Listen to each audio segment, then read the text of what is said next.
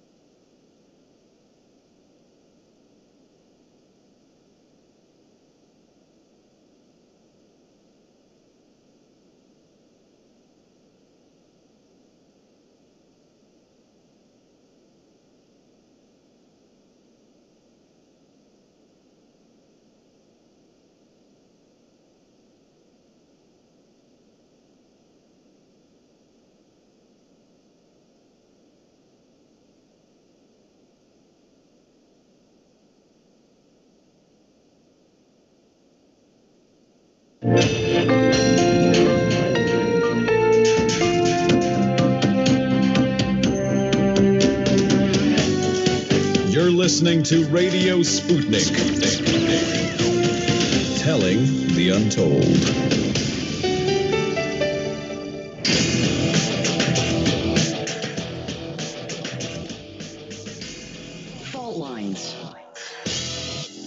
Live from across the divided states of America, it is time now for another edition of the most disruptive show covering news, politics, events, and more across the surface of our disunited states of America and the increasingly fragmented surface of our globe. In the independent corner, I am your political analyst, Shane Stranahan. And in the left corner, I am the indefatigable, a burning ember in the darkness, your political analyst, Jamarl Thomas. And together you are listening to Fault Lines with Thomas and Stranahan. All right, good morning, everybody. Happy Easter weekend. And I hope y'all are having a good start to a great week. Let's go into the headlines. First up in COVID news, at least 277 new coronavirus deaths and 36,670 new cases were reported in the United States yesterday. Over the past week, there has been an average of 64,019 cases per day. That's an increase of 18% from the average 2 weeks earlier. As of this morning, more than 30,732,200 people in the United States have been infected with the coronavirus, and over 554,000 have died from it.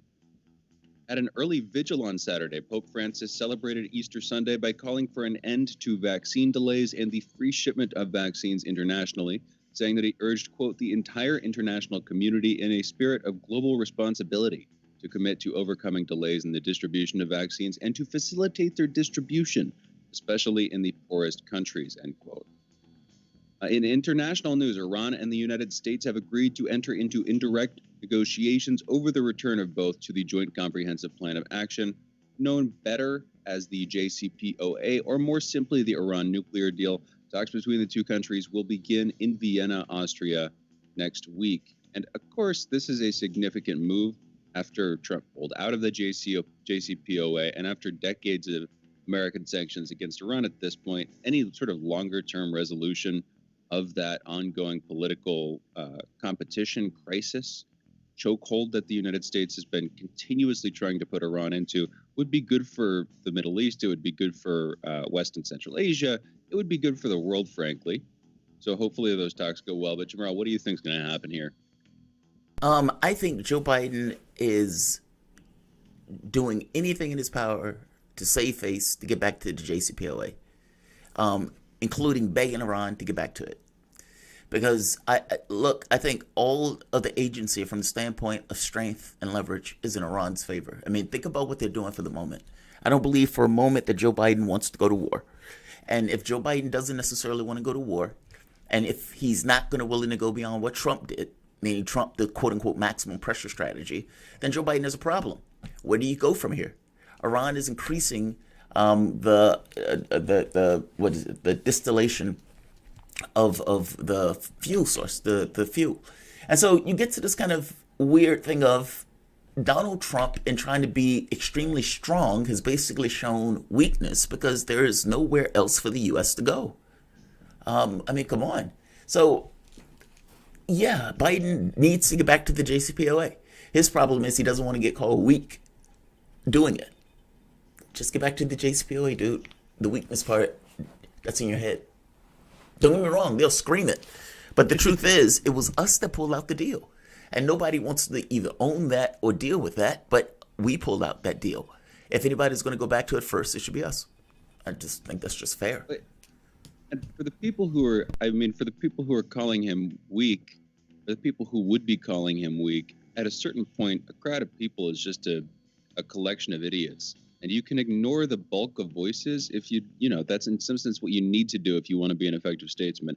If you leave the country in a stronger position than you found it, were you a weak leader? I would say by definition not.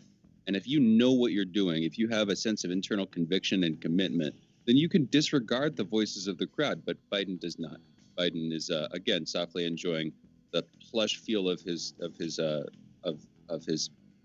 dining chair and certainly his bed, too. I was going to say wheelchair, but he's not quite there yet. Anyway, back to the headlines here. On Friday, Taiwan suffered its worst rail disaster in almost half a century. This as a passenger train went off the rails, killing upwards of 50 people and injuring about 200 others. The train reportedly hit a construction vehicle left on the tracks. The owner of that vehicle has apologized and expressed deep remorse as the truck's parking brake appears to have not been fully activated, leaving the truck to fall into its position on the tracks. The country's transportation minister has offered her resignation. The country of Jordan, its deputy prime minister, has said that the half-brother of the country's king has been involved in a plot against the country's security. That man is known as Prince Hamza. He had reportedly been in touch with foreign parties about the right timing for actions to take against the Jordanian kingdom and has since said that he would defy orders to cut off his communications with the outside world. The right-wing party of Bulgaria's prime minister has still taken a majority of the votes as the results from yesterday's parliamentary election came in, but that majority is down about 8 points from 2017, and that leaves the current prime minister in a position of relative weakness following months of anti-government protests and a rise in coronavirus infections. In India, more than 100,000 cases have been recorded in a single day. That is the country's highest number yet. This comes as the Indian state of Maharashtra is imposing new restrictions starting on Monday. That state accounts for more than half of the new COVID cases in India, with 93,000 cases there reported on a national level a few days ago, the largest single-day gain of any country on that date. And in Mozambique, the military has retaken the northern town of Palma following a large attack by Islamist militants. Almost 10,000 people have been evacuated from the town, and thousands are still believed to be hiding in the forests nearby the town. And that is that. It's a remarkably short headlines, but I'm going to cut it pretty early here, and we're going to go into our monologue. I also have to say this part, though. Jamarl, I had a great bikepacking trip. I was gone on Friday, and wasn't on the show. My brother and I took off on Thursday. We went to do what's called the Oglala Loop, which is basically a big prairie loop across the prairie. We thought it would be dry. We brought way too much water with us. It turned out it had rained like a week before, and so there was water all over the place. And it was just like about 2 solid days, technically 3, but about 2 half days and 1 full day of riding. The middle day was the worst. We were constantly riding into a headwind uphill for like 40 miles and getting our lips really chapped and just getting really, really, really exhausted. And then at the end of the first day, my brother had started to get a cold. And so we had to, he wanted my help. We had to boil water to clean the water. And then he used a water bottle as a neti pot. You know what a neti pot is, Jamarl? You know what a neti pot is. I got my wife one. Wait, was he drinking out the same pot he was using the neti pot with? Well, we were sure to clean it.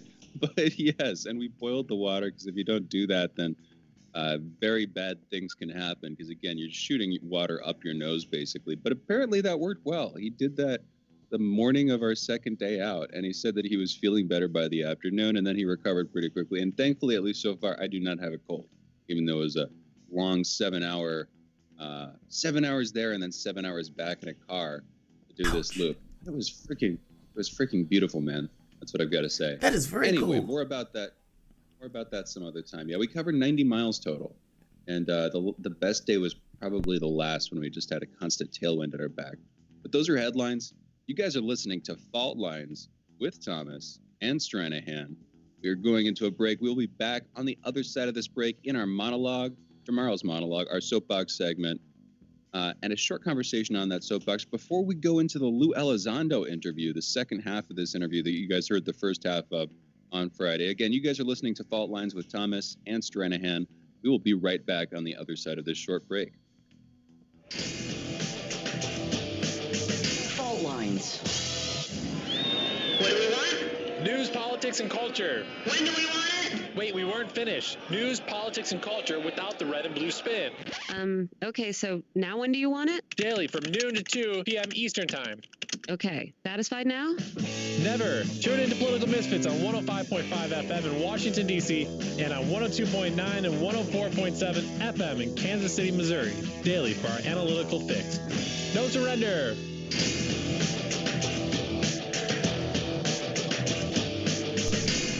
Fault Lines. Welcome back to Fault Lines on Radio Sputnik. My name is Jamarl Thomas. I'm joined by my co-host Shane Stranahan, coming to you live out of our station in Washington, D.C. If you guys live in the area, you can catch us on radio at 105.5 FM and 1390 AM. We're also in Kansas City at 102.9 FM and 104.7 FM.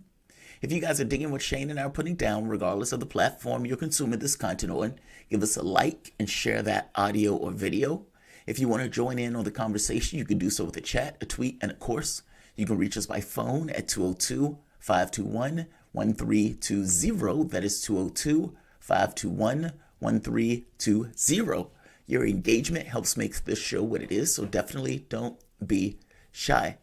I am going to do something a little bit different this time around for the monologue. I am going to start the Luis Elizondo tape now. Because it's not entirely even. There's like a 4-minute or 5-minute extra on the last point. At the last point, that's going to be in segment 3. Shane and I are going to just have a conversation about the interview itself because I don't know if he had an opportunity to view it. Look, let me just say this and I'll switch over to it. This was one of the best interviews that Elizondo has had. I would even say it's probably the best interview I think I've ever gave. And from the standpoint of somebody of this stature and that position of government, that is coming out saying this stuff, it is astonishing that the press has not asked once Joe Biden in the open about the subject. Let's play the clip, Andre. And by the way, just to introduce... an interview that you gave, and you made the point that said, at least if I remember correctly, that you all were able to model the different types of ships that you were observing and come up with the equations for those ships, and in some degree come up with purpose. Am I remembering that correctly? Yeah, to a large degree you are. You know, I can't take credit for it. We had some very smart scientists and physicists and PhDs working in our program, and they came up with some very elegant models. But it's no different than the automobiles we drive today. You know, if I want to fit 2 people into a sports car, then, you know, I'll buy a Porsche. If I need to take a bunch of kids to school, well, I'll buy a school bus and I'll put a bunch of kids in the back and we'll take them to school. If I need an aircraft carrier, right, then I'm going to have something much, much, much bigger to carry a lot of things that I need to carry. And so this may be very much the same way. And perhaps why there seems to be this generalized observation between discs that are reported, longer telephone pole like rods that are reported, and finally the very, very large, substantially large triangles that have been reported. It may very well be that they're just the intended use of these vehicles are for very specific purposes, and that's probably about all I'm prepared to say right now about that. No. Fair enough. This video is profound. And again, if Congress is writing a report and they are taking into account all of the information that's being put out, I'm going to play this. Let me know if you can't hear this. Hopefully you can hear this without any issue. You've got to have scientists at the end of the day to figure out just what the hell it is we're looking at. What makes this material so special? Now, in some cases, this material was told it's special. Through analysis, guess what? Not so special. But some of it is absolutely special. I won't point out which ones on that slide, but there are some that are absolutely special and have been briefed to some very, very senior levels of the stuff. And they do remarkable and extraordinary things, and they're built in such a way that to this day we still can't replicate. Right there. They're built in such a way that to this day we can't replicate. That's profound. That's a profound statement. Build it means something else built it, or at the very least manufactured. That's the way I understand build. Am I understanding that correctly, or is build being used in some other capacity here? No, built is by intelligent design. That there's an intelligence that is responsible for manipulating material in order to construct a piece of technology. No, that's correct. Built is built. Yeah, there's also a New York Times article that talks about off-world craft basically being recovered. I'll just read it. They basically make the point of saying that they have pulled in right here. So Eric W. Davis is an astrophysicist who works as a subcontractor and a consultant for the Pentagon UFO program since 2007, said in some cases examination of materials has so far failed to determine their source that led to conclude we couldn't make it ourselves. Now, this eventually gets to him talking about off-world recovery. We have vehicles, basically, is what I'm understanding. Like, I just want to nail that down so it's understood. And in the context of those vehicles, it seems like we're trying to either recreate the technology, but we don't seem to be all that successful at it. Am I understanding this right? And you can add anything into this that you can legally add to this. But I'm only saying it because It's in the New York Times. Yeah. I know Eric Davis very well. He's, in my opinion, he's really a national treasure. He's an incredible human being, and he is probably one of the most intellectual human beings I've ever had the honor and privilege to work with. There's others as well, but he's since you're mentioning him, I'll just say that. Secondly, let me give you an analogy. If a 747, let's say a cargo aircraft 747, were to crash in the middle of the Amazon rainforest, and for argument's sakes, the pilots were able to survive, and they let's say they took parachutes and they're fine and healthy. And the 747 comes plopping out of the sky and falls into the middle of the rainforest, and an indigenous group of individuals who live in that part of the rainforest come across the wreckage, and all of a sudden they see all sorts of metal all over the place and broken glass, and they pick up the glass and they start to use the glass to cut meat, to prepare meat, because it's obviously sharper than maybe some of the natural material they have in the rainforest. Are they exploiting that material? Yes. But do they really understand the purpose of that material and how it's put together in the greater picture, and the physics behind a 747 and how that operates? Probably not. So I don't think it should be a surprise to anybody that our national security apparatus is always trying to figure out how our foreign adversaries are using material. And if they have a breakthrough in something, obviously we want to know about it. So it's not a big leap of faith for people to recognize that we do that anyways, and so do other countries. But do we have the savvy and sophistication and know-how with debris to put one of these things back together again? That would certainly be a challenge, and that's also a very good question, and one that I probably can't elaborate on, other than what I've already stated for the record in the past. That's fair. More research needs to be done. How about that? Let's just put it that way. That's fair. Am I right that let me ask it this way.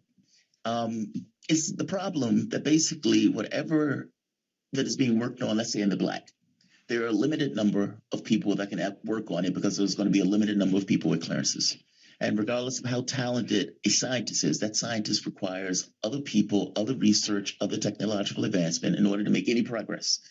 And so it's like they're limited in how far they can ever get with the project because you can only have so many people with knowledge of the project. Is that the reason that this has started to bubble up more? Because people ask the question, like, why now? Like, why is it now that the information is coming out when it's been years that that these guys have been looking at this particular topic? Am I right? Like, am I missing on that? Like, what's the thrust of the impetus for this to come out in the way that this has come out now? Or is that all just random, just so happened in the moment? Well, the answer may not be an either or. First of all, my response would be, if you ask why now, my response would be, well, why not now? Right. Because no time like the present. Secondly, it could be a point where we're reaching critical mass. There's so much compelling information now. We have better systems and technology to film these things. The proliferation of cellular technology and mobile devices now is truly global for the first time in the history of mankind. Just about any human being on this planet can now talk to another human being, take pictures, and send it across the world.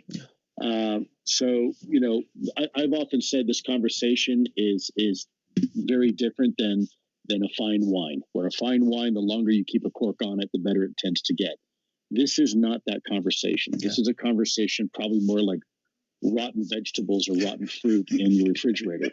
And frankly, it's starting to stink. And so you can take the time to clean out the refrigerator now, or you can let it stay in the refrigerator, continue to rot and get, more and more stinky. So probably we're at a point now where we really need to start having this conversation, because then ultimately, if we keep it secret too long, it's going to actually work counterproductive to what we're trying to achieve. People will lose faith and confidence in their government, never not sure really what to believe anymore.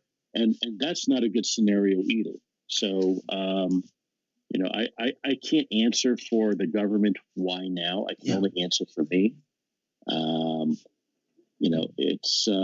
think it's time. When you guys are looking at the new technology or this technology that you were able to pull from, I don't know, I guess the wreckage, or able to get your hands on, did it give any context to who built it? Meaning, was there anything that you could, looking at the hammer and come away with, say, okay, well, at the very least, they hit attackers. Not that, but you know what I mean? Is there anything that you can learn from whatever you guys had access to that would give you some kind of context to them, the person who built it? I mean, I want to be very careful here I don't want to give anybody the false impression that, we have something like this sitting in a garage and we're hitting it with a hammer. What I'm saying is simply that any and all exotic material that we don't understand its purpose or perhaps origin, we're going to do the necessary scientific research. Right. And it's typically not, as you, I know you're kind of poking fun of it, but it's typically not hitting it with a hammer. What it is? No, I didn't mean that. No, wait. Just to be clear, I didn't mean that. I meant like if somebody came across a hammer that wasn't part of our civilization and they're looking at that. Oh, I see. Yeah. I'm saying like in encountering something and you're trying to figure out like what it is. Has there been? Yeah, that's what I meant. I wasn't poking fun at it. The question was was serious. If you got access to something, for example, the piece of technology that you guys had that you were talking about in the video, does it give any context to who was using it and anything about the civilization that built it? That's all I meant by that. Yeah. I mean, when you look at and I don't want to go too far down the rabbit hole, but let's take exactly what you just said. If you have a piece of material, typically when we engineer material, we engineer material based upon the technology we have at hand. So we have at the macro level, if I have this pen and I want to engineer this pen, I'll probably take some aluminum, maybe some stainless steel and some plastic, and I'll physically kind of push these things together till I have a pen. Then, if I wanted to go even more complex and perhaps even to a greater degree of precision, I might go ahead and I'll look at the molecular arrangements within this pen. Right, I want to look at the molecular arrangements between the aluminum and the steel. What does that physical metrics look like? What are the heat tolerances? The tensile strength? And really begin to look at this pen and spend a lot of money trying to engineer this pen to really be the best pen that there ever was, right? And then if I had the technology, which, by the way, didn't exist until very recently, I could go even one order of degree more precise, which is now I start looking at, rather than the chemical and the molecular bonds, I now start looking at the atomic relationship. I start looking at isotopic ratios within this pen. I know that there are certain isotopic ratios that exist on this planet naturally. If I want to change those, I have to either do it myself or 1 minute till the outro. Ratios. And to change those ratios in a manner that is consistent throughout this pen is not very easy. It takes a lot of time and a lot of money to do it right. And by the way, we just now started getting to the point where we have the technology to do that. Nano level engineering. When you have material in your possession that's been recovered, let's say in the 90s and the 80s and perhaps the 40s, and you see that level of precision of engineering, we did not have the technology as mankind to produce that with that level of accuracy at the time. So the question is, okay, how did it get here? Yeah. And who did, right? And so that's kind of the logic train that one might assume when Here we go. doing this type of material analysis. Joining us is Luis Elizondo, or the voice that you guys were listening to is Luis Elizondo. He's former director of Advanced Aerospace Threat Identification Program, the Black Budget program that studied UFOs for the U.S. government. He worked in Afghanistan, the Middle East, Latin America as a senior counterintelligence officer for the Department of Defense. He was trained as a special agent. He has had countless tactical and strategic missions in peace and wartime, in addition to conducting sensitive source operations against some of America's intractable adversaries. You guys are listening to Fault Lines with Thomas and Stranahan. We'll be back in a moment.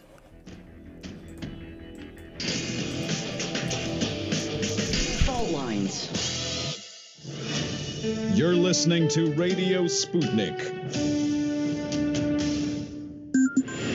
Want to know how international issues fit into local ones and how local issues fit into international ones, with the historical context to tie them together? Well, we're bringing it to you all by any means necessary. Tune in weekdays from 2 to 4 p.m. Eastern Standard Time to hear me, Jackie Lukman, alongside my co-host Sean Blackman. By any means necessary, your guide to connecting the social, political, and economic movements shaping the world around us.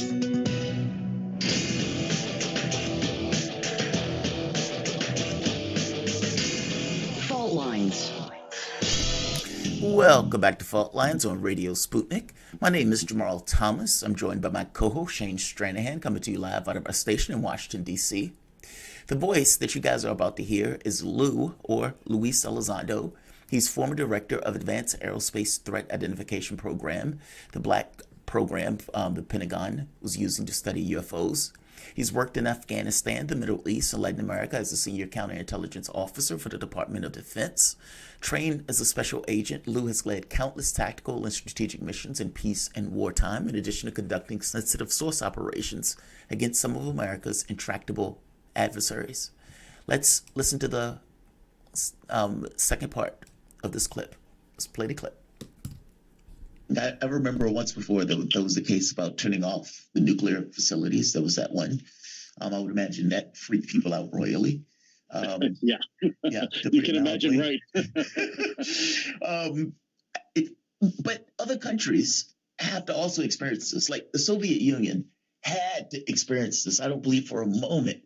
Because I remember, like, for example, remote viewing. Remote viewing was something that they thought, it was like, when they came across it, it was like, there's no way that that's real. But they even studied that because they didn't want the Soviets to get a lead on them in studying the stuff. So I don't believe for a moment that the U.S. would have been involved in trash retrievals, but other countries like China and Soviet Union weren't. Why the radio silence? Why so quiet? Have you noticed? It seems like the U.S. is the one that pushes it. Even Brazil. Brazil had Operation Saucer and covered all of this information, video roll, and everything else. And yet everybody shut up on it as if there was no, everybody's quiet about it. The U.S. is right now the thing and the one that's squawking. So much so that it's about to have Congress give a report to the world about this issue. Is there some kind of agreement among the nations that, all right, we'll let the U.S. run the ball on this? We have to deal with this as a world. Is there some kind of collective harmony on this issue? Well, I think first of all, nations don't like to broadcast to their enemies what their vulnerabilities and limitations are. So part of that may be the fact that for many years we did not want to let the world know that there were things in our airspace that we couldn't control. And by the way, Russia is no different. We know they've had incidents of their own involving UAPs, UFOs. I'll also tell you that other countries are now stepping up to the plate and wanting to engage the United States on this topic. Japan just recently came out and announced an intent to establish a bilateral information sharing relationship with the United States for the purposes of sharing UFO information. There are other countries as well that are quietly engaging the U.S. government in some sort of official or semi-official capacity to share information related to this topic. It's funny when you look at a map and you take away all the lines on the map and all the national borders, you begin to realize very quickly that we're all neighbors. We're all connected. In this hemisphere, I like to say we're all Americans, whether you're North American, South American, Central American, we're all Americans. I don't think these UAP necessarily recognize national borders. I don't think they have a Rand McNally map on board and say, oh, well, we're only going to stay to this side, here because we don't want to freak out the Canadians or, whatever. So, again, I want to be very careful to be overly prescriptive. I don't want to provide any type of information that's going to squelch or hurt any of these relationships that may be forming or ongoing. But I think it's safe to presume that this is a global phenomenon. This isn't just a U.S. issue. And I think a lot of countries are taking note that we're having this conversation. Nicaragua, of all countries, just last month established their own official government UFO program within their government and told the world about it. But that's not the only one. You have countries like Uruguay and Argentina, Peru, that all have their own UFO, government-sponsored UFO programs. And these aren't just volunteers. These are people that are on the payroll to look at this topic. And they're collecting a lot of data, a lot of good data. Were you able to get your hands on the data from other countries, like, for example, Operation Saucer in Brazil? I mean, that thing was such an extreme case that it was pretty wild. And maybe that's not the question I want to ask. Maybe the question goes down into what happens? What happens? What is the day after Congress gives that report? First, what are your expectations of the report? But what happens if they give that report and they come out and say, it's not us, we're not alone? What happens on day two? Well, I think, don't look now, but I think they already kind of did that. I think 3 years ago, if you were to ask somebody and say, hey, what's your idea of disclosure? They would probably tell you disclosure is when somebody very senior in the government admits that this is real. Well, we now have senators coming out for the record. We have former directors of CIA, former directors of national intelligence. You have the establishment of a UAP task force under the Deputy Secretary of Defense authorities. You have the release of videos with the authentication that these are real videos and that they describe UAPs, unidentified aerial phenomena. I think we've already crossed that bridge. I think that part of disclosure is already done and over with. I don't think it's going to be very hard to put the toothpaste back in the tube at this point. I think too many people have been briefed on it, and we just saw with the headlines last week with the USS Kidd. Now you can call them drones because it's probably more palatable to call them that, but in reality, we're probably dealing with something different than drones. at least some of those. And what does a day after look like? Well, I tend to be more optimistic. I think the American people are ready for it. I think the truth is always the truth. And, look, we have conversations with loved ones all the time about cancer, right? I want to know if I have cancer. I'm not one of those people that say, hey, just don't let me know, doc. No, I want to know, so maybe I can do something about it. We trust the American people to know that there are foreign countries that have nuclear missiles pointed at New York and Los Angeles, right? We trust the American people to know that there's a global pandemic that's killing people. We trust the American people to know that there are terrorists out there that want to change our way of life. And yet we don't trust the American people with knowledge that there's something in our skies and we don't know what it is. I have a little bit more faith in humanity than that. I think it's okay. And ultimately, it's not up to the government to decide what the people are or are not ready for. That's not their job. It's the people's job to make that determination.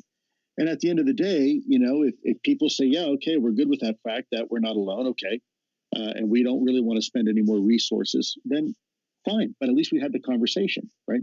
At least the American people were allowed to have access to information and decide for themselves, what they want to do about it. It's not that decision isn't being made for them and information being squelched. That to me is the opposite of a democracy. And when we live in a democracy, then, we are all responsible for our government. Let's not forget that government's job is to serve the people, not the other way around. We don't serve the government. They serve us. That's their job. And when I was when I was a servant in the government, my job was to serve the American people. And I always remembered that. So, we need to hold government accountable. And by the way, I'm not villainizing the government here because I was in it. I loved working with the U.S. government. In fact, if you were to ask me, some of the most patriotic, finest human beings work in our government and work day in, day out. And they work as everything from intelligence professionals, military, nurses, doctors, police officers, firemen, all these folks that do their job day in and day out for the U.S. government. So to a large degree, the U.S. government is really just comprised of people like you and me. So I'm not trying to villainize the government. What I villainize sometimes is the bureaucracy and the politics that exist in the government, right? And they're different. They're different than the people working in the government for the most part. You are far more optimistic about this than I am. Now, the only reason I say that is I am terrified that humanity gets some of the weaponry capability. Let me ask you, would you trust this planet, knowing the history of this planet, knowing the wars, the number of people we've killed in all of these wars and everything else, and I'm talking about around the world, for this planet to get its hands on weapons and the capability of going out to reach any other planet? That planet will have to be that planet should be terrified. I half the time I don't even trust my neighbors with scissors. Look, we are a very violent species. We have a long way to go. We tend to destroy things before we create. And maybe that's part of our reptilian brain. Maybe that's part of our evolution. Maybe it's part of our socialization as a species. But does that give you pause in dealing with this? I mean, because when I listen, it just seems like a lot of it comes to we need to protect ourselves. We need to be able to do the capability of this or that. Something is invading our airspace. And what it seems like is these things have been around for a very long time. I mean, there are paintings that have UFOs in the paintings, like very weird stuff.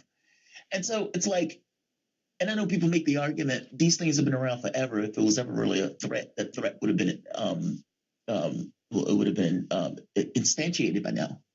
And maybe I do on some level look at it that way. I guess I get concerned that the very act of looking at it in the context of threat, we're creating our monsters. Meaning we see it in a particular light, just from the way we're looking at it, that there's no there's no objective point of view, because we're always going to look at this stuff as what if it could do X or Y. And the reality of it is mostly anything has attack capacity if it's messed with. Like, does it concern you that just in the context of us looking at it, that even looking at it through the lens of a potential threat on some level makes it a threat? I'm not one for fear mongering. I also see hope and optimism in this topic. But you said it yourself in the beginning of this broadcast. I'm a product of national security. My job is to presume anything and everything can be a threat until it's not. Let me go through this real quick for you. May I ask, where do you live? Oh, I live in Washington, D.C., actually. Well, Silver Springs, but I work in D.C. Yeah. Got it. And so let me ask you, I'm sure you live in a nice neighborhood. Do you lock the front door before you go to sleep at night? Yes. Yes. Okay. And by the way, most people would. I know I do too. And some folks might even go the extra step of locking their front windows and maybe turning on the alarm before you go to bed. Let's say one morning you wake up to have a nice cup of coffee or tea. You come downstairs and all of a sudden there are muddy boot prints in your living room. Now, nothing's been taken. No one's been hurt. Nothing's out of place. But despite you locking the front doors and the windows and turning on the alarm the night before, there are now muddy boot prints in your living room that weren't there the night before. The question to you is that a threat? And my response is, well, it could be if it wanted to be, so we should probably figure this out. And by the way, when I say threat, there's also indirect threats. There's environmental threats. Look, if I put my head behind a 747 jet engine that's throttling up, chances are I'm going to have some issues, right? I'm going to go deaf, and I'm probably going to get my hair burned and a lot more. Is it trying to hurt me? No, not necessarily. But it's a threat because I didn't know better, and I got too close. When we have air safety issues where these things are flying in and around our commercial aircraft, and the passengers are oblivious that there's something, coming very fast and very close to their aircraft, that's a problem. It's a matter of time before, maybe you have a midair collision. And so, again, is it a purposeful national security threat? No, but we still need to figure it out. And my hope is that ultimately we determine it's not a threat and we can take this out of the Department of Defense and intelligence channels and maybe throw it over the transom to other organizations and agencies that are better prepared to do something about it, right? If it's not a threat. So, I don't want to be all doom and gloom. I am a product of national security, and I do look at things that way through that lens. But the very moment, if it's ever determined that it's not a threat, which I don't know how we would make that determination, but maybe we do, then that's great. That's fantastic. 2 questions, and before I close. Have you, within the context of the research that you guys were doing and the scientific inquiry, were there people that you guys encountered that had experiences that you guys could credibly determine had experiences? Not like I was, in an OBE state and ripped away that, but where it was physical matter reality. There was something about it that maybe there was radiation burns. Maybe there was something that the person encountered where you could say, all right, fair enough. That guy, something happened to him that we know as a flat fact. They encountered something. Phenomenal question. Yeah. Phenomenal question. The answer simply is yes. The voice that you guys are listening to is Lou, or Luis Elizondo. He's former director of Advanced Aerospace Threat Identification Program, the Black Budget Program, to study UFOs. He's worked in Afghanistan, the Middle East, Latin America as a senior counterintelligence officer for the Department of Defense. Trained as a special agent, Lou has led countless tactical and strategic missions in peace and wartime, in addition to conducting sensitive source operations against America's intractable adversaries. You guys are listening to Fault Lines with Thomas and Stranahan. We're going to come to the last few minutes of Lou's interview, and we're going to get Shane's comments, what he thinks, when we come back. Thanks all. Back in a moment. Fault Lines.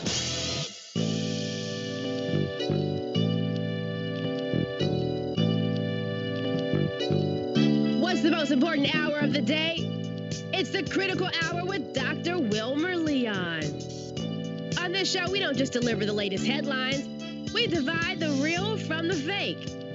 Tune in to hear from some of the most brilliant political minds of today. Get in-depth news and analysis that goes beyond the surface and dig straight into the details.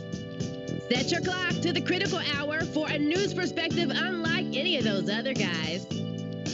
Tune in to the Critical Hour with Dr. Wilmer Leon, weekdays 6 to 7 p.m. Eastern, and catch us on Facebook Live. You're listening to Radio Sputnik.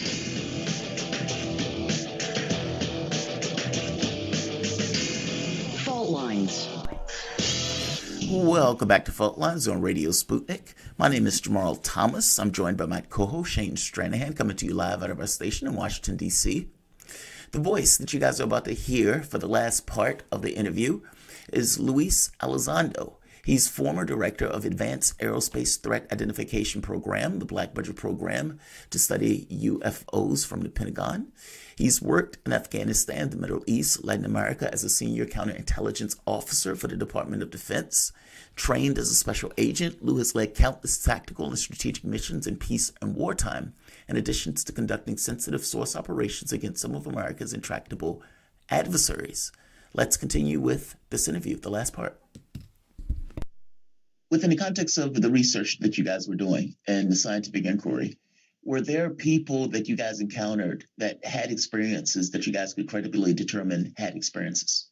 Like, not like I was, in an OBE state and ripped away that, but where it was physical matter reality. There was something about it that maybe there was radiation burns. Maybe there was something that the person encountered where you could say, all right, fair enough. That guy had something happen to him that we know as a flat fact. They encountered something. Phenomenal question. The answer simply is yes. I'll be careful not to elaborate too much, but biological effects is always something that we were looking at in ATIP. So you have the 5 observables and the 6th one, which we don't really, haven't really gotten into too much detail about, was biological effects, whether it's a blade of grass or an animal or a human being.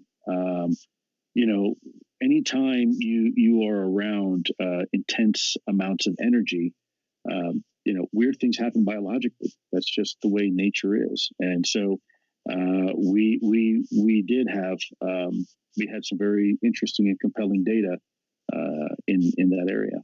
Fantastic. I guess you can't go into what were those physiological effects, or can you? I don't want to pry beyond the point that you can discuss it.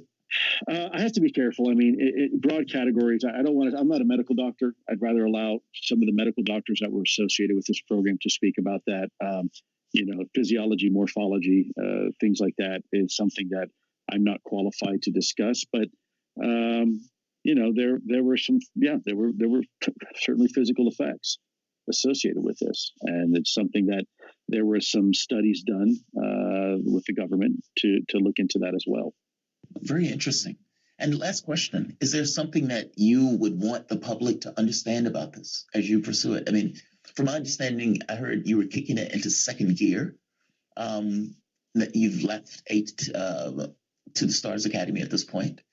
And it was going, an effort to take this international in regards to making this issue known.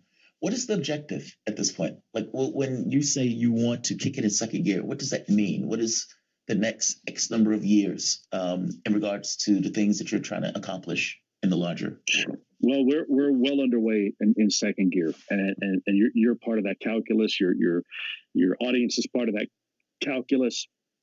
It's having an honest conversation and dialogue about this topic in a way where we don't let taboo and stigma stifle the conversation.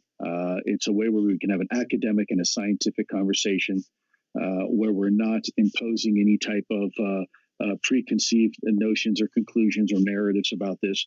We're having an open and honest dialogue and at the global level. And again, this is a topic that affects all of us. It's not just any one particular group of individuals. This topic doesn't care what religion you are. It doesn't care if you're Christian or Jewish or Muslim or Hindu or Buddhist. It doesn't care if you're black or white or beige or yellow or any other color in between. It doesn't care. It involves all of us. And so as a result, I tend to be a little bit more optimistic. Hopefully this conversation can help bring us together. Maybe for a brief period of time, allow us to forget some of the petty differences we have with each other. And I mean, truly, with even between countries, right? Maybe this will help bring us together and recognize that, our petty issues aren't so important after all.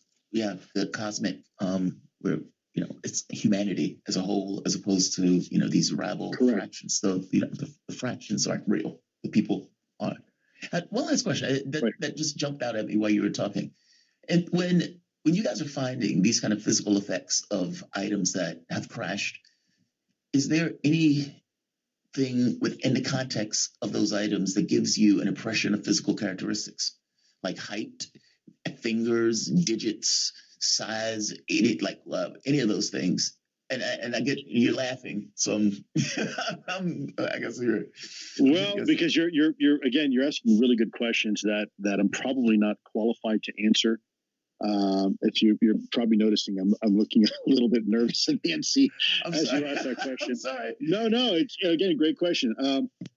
There's a lot that you can deduce by things. If you let's say a car, you see a car accident, and you can tell by where the seat's positioned.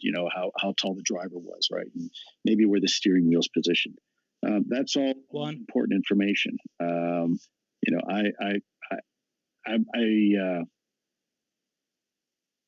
Fair enough. Fair enough. It's a question that needs a lot more data and analysis. I don't want to say one way or the other anything about that, just simply because I don't want to mislead you or your audience. I truly don't know. I mean, we can speculate all day long, but I'll leave it at that. No. Fair enough. Lou, thank you for coming on, man. I really do appreciate you taking the time out. I made a video, call it a shameless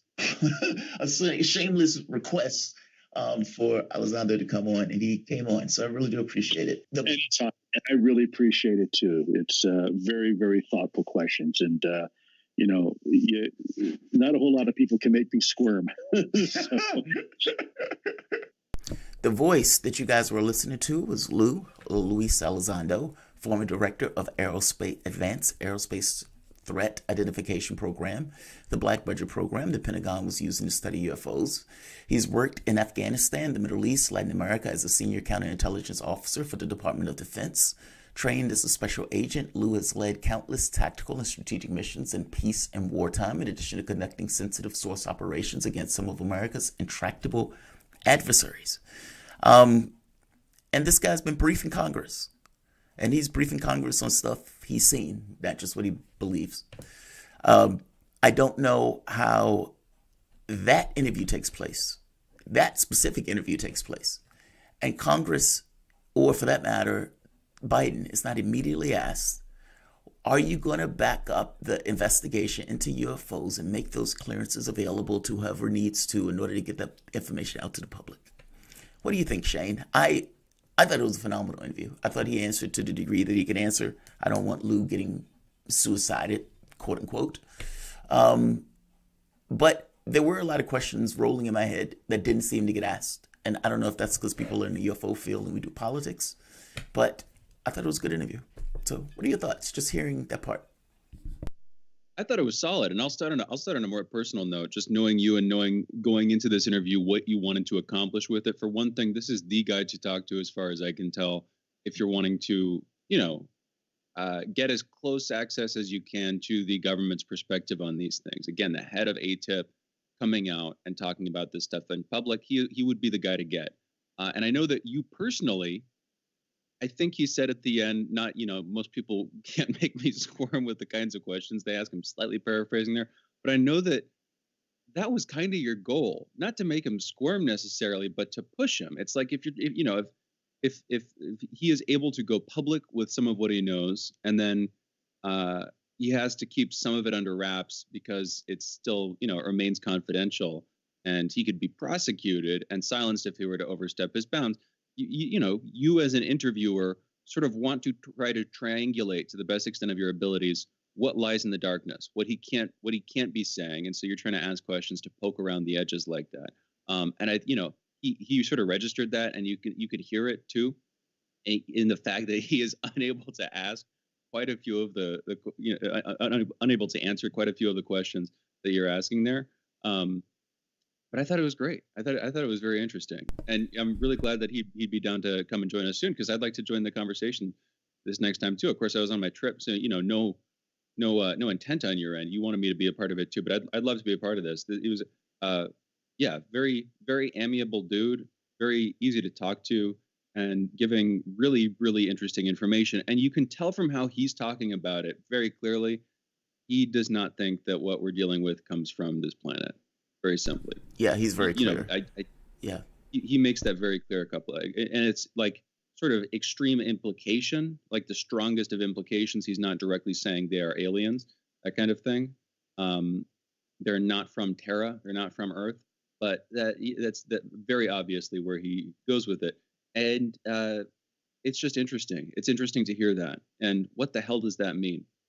Another way to look at this, and of course, a lot of people, if you do take the tack that these are from another planet, what the hell is the government doing keeping that from us?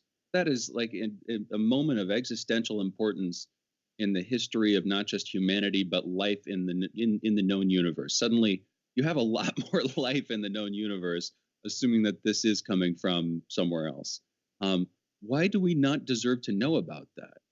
And if the government is keeping us in the dark on this, which is extremely, extremely important, and again, like the kind of thing that on a deep existential philosophical level, people deserve to know exists. What else are they keeping from us? You get where I'm going with that. Yeah, I don't want to get too far I get away where you're from going with that. Actual conversation. Yeah. No, I totally get where you're going with that. It's really surreal to hear him say that. Like that, the entire interview, I kept thinking to myself, this guy was studying this. This guy is legit. And the stuff that he's saying, I mean, this is a high level person. Like you said, this is the person to get that would be in the know. And, you know, he talks about his military career, talks about Mathis at one point. He's clearly a military guy, even though his framing of the world, he even says as much. It freaks me out slightly. But no, he clearly knows, you know, his stuff. And there's certain things that he's like, yeah, I can't go there. And he gets very nervous at times. Like, I can't talk about that. I was totally understanding of that. I wasn't going to try to push him on that stuff up and beyond the point that I thought I could push him. And he gave breadcrumbs. He gave explanations where he could. But I got to be honest, just answering yes to some of that stuff. It's like, so wait, you mean we have craft? Yes. And this is what biological symptoms. You have physiological symptoms that people, you know, you have seen that people have experienced. So what? And he can't. Again, you want to push him, but the way to push him is not to double down on a single question that he's already said he can't answer. It's to, you know, ask a slightly different question that he might have more of a chance to answer. You know what I mean? And you keep doing that. You keep sort of feeling the elephant from different sides to try to get a sense of what he's talking about. And you kept pushing him. And again, it'd be very interesting to talk to him. And it's good to hear too. I'm not nearly as much in touch with the community of people who are into this stuff and investigating it and paying attention to it on a daily or a weekly basis. But it's good to hear that they seemed impressed by it. It's good to hear that they thought that a lot of new stuff had come out in this, because that's what you want to do. Again, it would imagine. I'll put it like this, Jamarl. Imagine if we were able to get like deeper, more confirmatory evidence of the existence of this than any other network. Imagine if we were to break that ground. That would be incredible. And from the conversations that we've been having behind the scenes, we want to do that. That would be great if we could get it to happen. But, you need fundamentally, whether you're talking to Luis Elizondo or whether you're talking about the videos, there's a grainy footage coming out of the Pentagon that, later confirmed by the Pentagon of the encounters aboard the USS Nimitz and the Roosevelt, the different videos that we've seen come out. You just need more. You need more and clearer footage, and it exists. You know that it exists with all of the different, phenomena that different parties aboard these carrier groups and naval groups have been talking about for years now. You know that footage exists. You just need a bit more of it released and a few more people coming out. And I think that the crack will widen, the door will start to open, and suddenly you might have the prospect of more major disclosures. But I guess where I'm coming at, I've consistently been the Scully in this working relationship. I've been the more cynical kind of questioning. What are you talking about? Couldn't this just be people? I might be starting to come around. Are you? Put it like that. Are you? I mean, the thing is, at this, like, when you have all of these military people coming out, all of this, like the videos of Congress, I mean, the idea that Congress is willing to be, like, Congress members are just talking about it, like, random.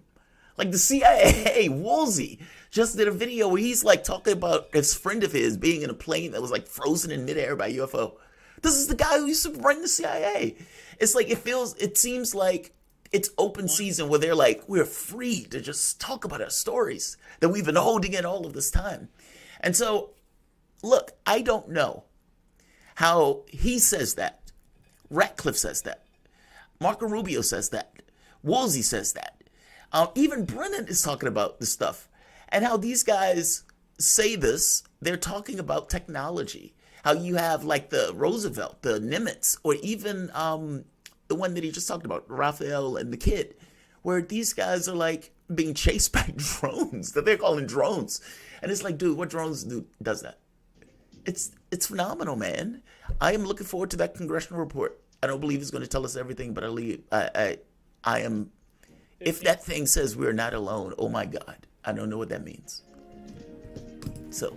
I hear you. We got to close this hour out, though, folks. We'll be back in a minute with headlines and another 2 hours of this morning's show. You're listening to Fault Lines. Be right back.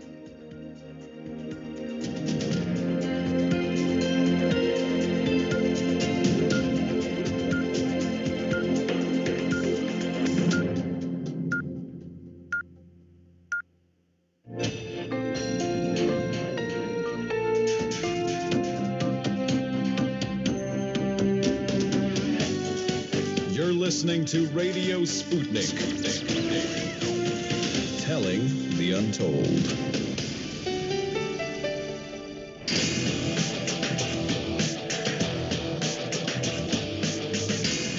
Fault lines. Live from the divided states of America, precipitously perched at the edge of this resilient and exploited globe. Welcome to your context lens for the American perspective. In the left corner, I am your ever-vigilant, indefatigable political analyst, Jamarl Thomas. And in the independent corner, I am your political analyst, Shane Stranahan. And that would mean you are listening to Fault Lines with Thomas and Stranahan. Let's get to the headlines. And I want to give a shout out to my co-host, Shane. This is like my pet project. And I didn't seek to establish this on the network. It kind of just happened that way because it was somewhat of a pet project, right? And you've been really open to this. I mean, don't get me wrong. I have no expectation of agreement and just outright agreement. My expectation is skepticism, but a potential openness because I can basically win the argument at this point in regards to having conversations and fights with people about whether there's a there to it. But you've been open to it, man, and I appreciate it. I know the first time I brought it up, you seemed very skeptical, and I went into defensive mode on the subject. But no, I appreciate it. I just wanted to tell you, I do.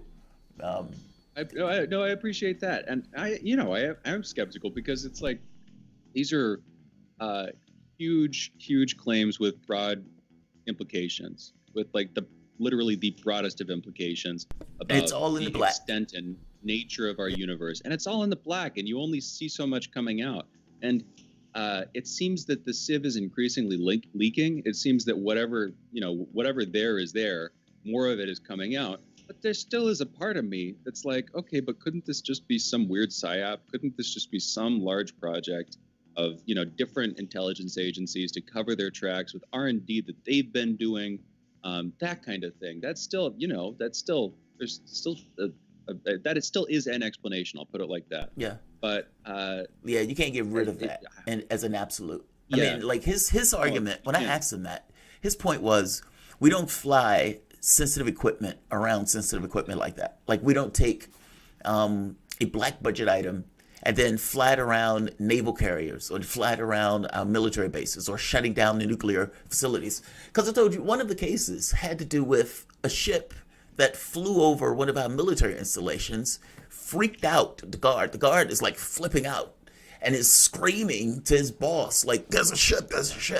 And all of these nuclear missiles spaced all the way out, not even, if I'm not mistaken, on the same network, meaning connection-wise or electricity-wise. All of those things were shut down at once. When he's talking about this and he's like, yeah, that's a problem, and that raised some eyebrows in regards to capability and in regards to intent and interests. Like when you say stuff like that and you're like, all right, would we do that? And does he have a point? Like, will we fly those things around the kid like that? Or for that matter, if he's saying like this piece of technology came back, we just now have the ability to even analyze it. And we might have gotten to stuff like in the 40s. Like, so what I would agree with you on is evidence needs to be given, period. Agreed. And it has to go, I think, and that's not, evidence is the wrong word for it. Because everything that has come out, be it the palace and everything else, is evidence. I think proof is, what we're looking for. Flat, fact proof.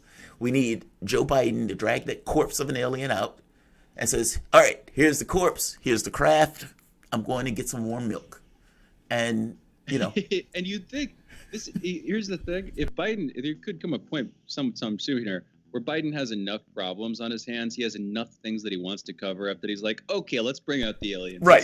Come on, let's uncork the bottle. Let's distract everybody. You throw a wag dog out, like, here's a shiny object. This will last for the next decade. Yeah, because it would, if Biden started to talk about it, if he were able to push through declassification of this stuff, not that I have any hopes that he will do so, that would be I'll put it like this. That would be a news item. You'd hear people talking about it. Aliens. They would dominate for weeks, if not months. That Elizondo said, I asked him about classifications. Because there are some people in the community that have this belief that classification goes beyond the president. It's like there's 20 levels of classification above the president. And it's like, if that's true, that's profound. Who's giving those classifications? How's that working? And so I was like, is all the powers from the standpoint of executive authority delegated to this notion of secrecy?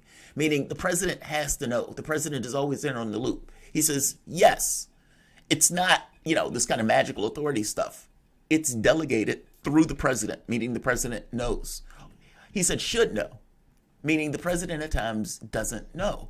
And even that's, the CIA used to work that way back in the 70s and 80s, and to some degree, even now, they still could work that way on some level. But the idea that, these kind of rogue operations are taking place, I don't know, man. I agree with you in the sense that the stuff that we've gotten is evidence, and I think it's compelling evidence. And, for me, I believe that evidence, even though I don't believe for a moment we're seeing it all. I don't believe for a moment they're giving us that they're going to open it in a way that it tells us everything. I don't buy that. By the same token, the fact that we're talking about this now, it seems like a new world. Think back to 5 years ago. It just seems like a new world. But let's get to the headlines. I'm sorry. Look, from the standpoint of the network, yeah, I wanted this to be a successful interview because I wanted this to be one of those things where no other network touches that.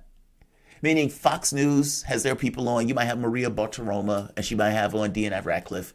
Or you may have one of the other people on, and they may have on CNN. Or even the CNN interview with Aaron Burnett. Nobody, none of the media networks touches an interview that was that good. So, and part of it is they're not thoughtful about it. They don't think about it. You know what I mean? It's just kind of like, ooh, here's a shiny object that I just want to talk about and people are interested in. As opposed to me, who actually have real questions. Joe Rogan, another person, real questions, where he gives a phenomenal interview on this stuff. So, no, we got into a rabbit hole with that. But honestly, thank you. I do appreciate it. All right, so let's get to the headlines. In the news, at least 277 new coronavirus deaths and 36,670 new cases were reported in the United States yesterday. Over the past week, there's been an average of 64,019 cases per day, an increase of 18% from the average 2 weeks earlier. As of this morning, more than 30,732,200 people in the United States have been infected with the coronavirus, and over 554,000 have died from it. God, that number angers me so much. Every time I read that number, it angers me. Dr. Mike Osterholm, a member of President Joe Biden's coronavirus advisory board, warned on Sunday that the B.1.1.7 variant of the coronavirus coming out of the UK infects kids very readily and could be the cause to implement more lockdowns and restrictions on kids returning to school. Look, I think we also need to pay attention to the Brazilian variant that I've been following, that is also apparently made landfall in North America. That variant has been quite virulent, actually, and quite, well, more infectious, more deaths, etc. The interesting part to the Brazilian one, and the reason I'm following that one, is because in the Health and Human Services report in 2020, they made this like wild, amazing statement that almost bragging that they were pushing countries to not accept the Russian vaccine, and Brazil was one of the countries that had pushed not to accept it. To end up in a situation where Brazil has over 300,000 deaths, they don't have our population total, meaning they're on pace to catch us if our numbers continue to just kind of trend downward. And to find out that Bolsonaro believed that Brazilian lives were worth less than Americans' geopolitical goals. That's profound. By the way, I sent a letter to Jen Psaki and to the State Department and to the White House on this one. And I asked them for an interview for somebody in the State Department about whether or not they still maintain this position that a Brazilian life is worth less than America's geopolitical goals. And if someone will be willing to sit down and have a conversation about this. I have no expectation of that conversation. I don't believe they're that brave to sit down with somebody who's not going to ask questions within very specific boundaries. I don't believe they could defend themselves for one moment under real questions. The thing is, and the reason why I am so interested in that is only because the idea that a country will make a choice. We were instrumental in putting Lula da Silva in prison. Real talk. And so this hits it in two ways. One, from the standpoint of the coup that put Lula in prison. If Lula wasn't in prison, would the death toll in Brazil be what the death toll is? And would Lula have had any issue accepting the Russian or the Chinese vaccine readily in the numbers that were necessary in order to inoculate the population of Brazil? If that answer is yes, then that means the death toll in two ways were attributed to America's geopolitical interests. One, by locking up da Silva and Lula, but also pushing Bolsonaro to not accept the vaccine. Yeah, I would love to have a conversation with somebody from the State Department, or for that matter, the White House, on that very specific issue about whether or not they're still holding that specific position. I have not received an email or response. I'll let you know if I do. More than 100,000 cases have been recorded in a single day in India, its highest number yet. This number comes as the Indian state of Maharashtra is imposing new restrictions starting Monday. The state accounts for more than half of the new COVID cases in India, with 93,000 reported on the national level a few days ago, the largest single-day gain of any country to date. At an early vigil on Saturday, Pope Francis celebrated Easter Sunday by calling for an end to vaccine delays and free shipment of vaccines internationally, saying that he urged the entire international community in a spirit of global responsibility to commit to overcoming delays in the distribution of vaccines and to facilitate their distribution, especially in the poorest countries. Shane, let's have a conversation about this for a moment. When the vaccine issue came about, I knew that what was going to take place with vaccines is the same thing that takes place within the context of our capitalistic system, which means we always have this problem of how do you divvy up the resources? And if you can't figure out a way to divvy up the resources equitably, then you have to come up with somewhat of a leaky bucket, which is basically the capitalistic system that we accrue around. Why on earth would the distribution of vaccines be any different than the way we deal with issues of resources? Meaning the people with the wealth are always going to get the go-ahead because no state is ever going to give those vaccines to another country without their own people being inoculated first. The opposition of the parties would attack them relentlessly if they tried to do such. But, so it's like, I get asking for it. And what the countries would do is create some kind of vehicle to give themselves an ability to save face while inoculating their own population. And then after the population is inoculated, they move on. And that's basically the motif. What do you think about this, though? I mean, basically, this is resources, like in the most purest of terms. You have a product that everybody needs, that is difficult to manufacture, who gets what and when. What do you, I mean, this is like the most purest form of limited resources. And the way it breaks down is basically what you thought. The richest countries are going to get it first. The poorest countries are just going to have to deal. But what you found that was more interesting was that China and Russia were able to get the vaccines more so to the poor countries. The United States haven't given their vaccine to anybody else. What are your thoughts?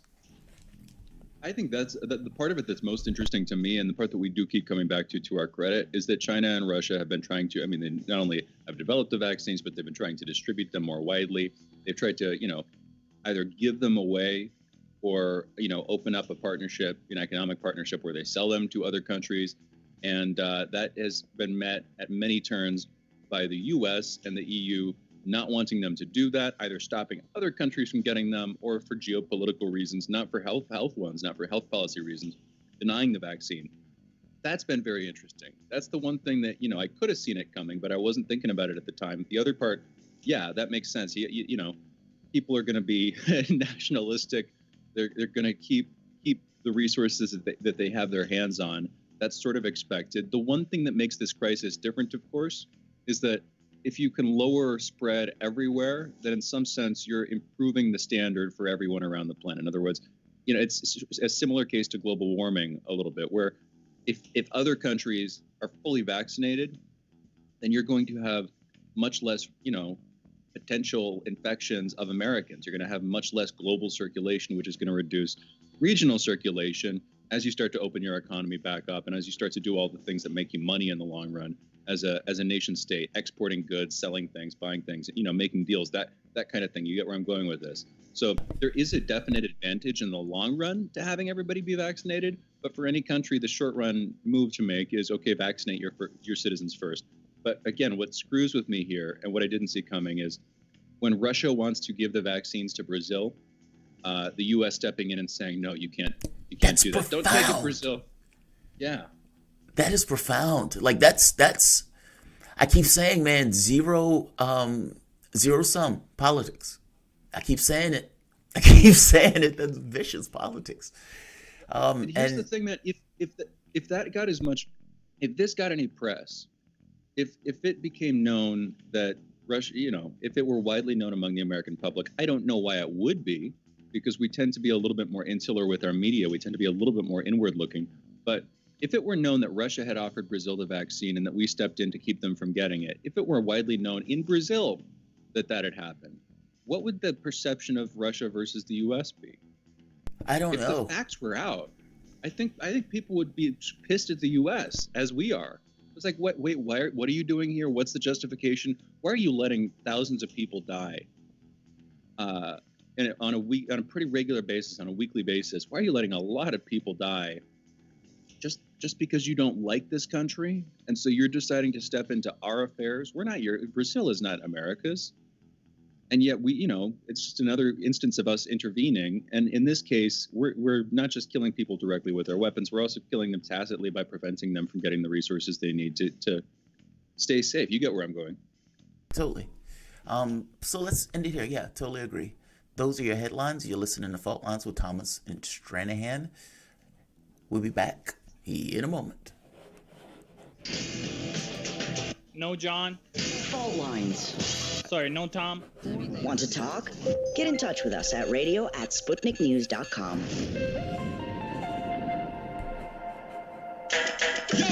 So, Sean, what do you want to talk about today? Well, Bob, that's easy. I want to talk about the need to stop the development of self-driving cars. Again, Sean, you're driving me nuts. I think the self-driving car thing's already out of the gate. No, it's never too late. See, now the leading experts in the field, just pick one, whichever one, leading experts have repeatedly warned us about the dangers of artificial intelligence. Look, I'm telling you, man, we have to stop the robots by any means necessary. I see what you did there. Yep. Tune into our show By Any Means Necessary daily from 2 to 4 p.m. Eastern Time on Radio Sputnik. And don't forget to call in at 3:20 p.m. to our studio number 202-521-1320. And if you miss us live, check us out on SputnikNews.com, Spreaker, iTunes, iHeartRadio, Spotify, or wherever you listen to podcasts to stay up to date on the latest political, social, and economic movements shaping the world around us. No, Tom. Fault lines. Hey, Hello? And we're back. oh, I'm sorry. I'm sorry that the mic was on mute. Yeah, my bad. Welcome back to Fault Lines on Radio Sputnik. My name is Jamarl Thomas. I'm joined by my co-host Shane Stranahan, coming to you live out of our station in Washington, D.C. If you guys live in the area, you can catch us on radio at 105.5 FM and 1390 AM. We're also in Kansas City at 102.9 FM and 104.7 FM. If you guys are digging what Shane and I are putting down, whatever platform you're consuming this content on, give us a like and share that audio or video. If you want to join in on the conversation, you can send us a chat, a tweet, and of course, you can reach us by phone at 202-521-1320. That is 202-521-1320. Your engagement helps makes this show what it is, so definitely don't be shy. So while we're waiting for our guest to come on, we might as well just go into the story, because the story is actually quite interesting, and it gets to this idea of propaganda.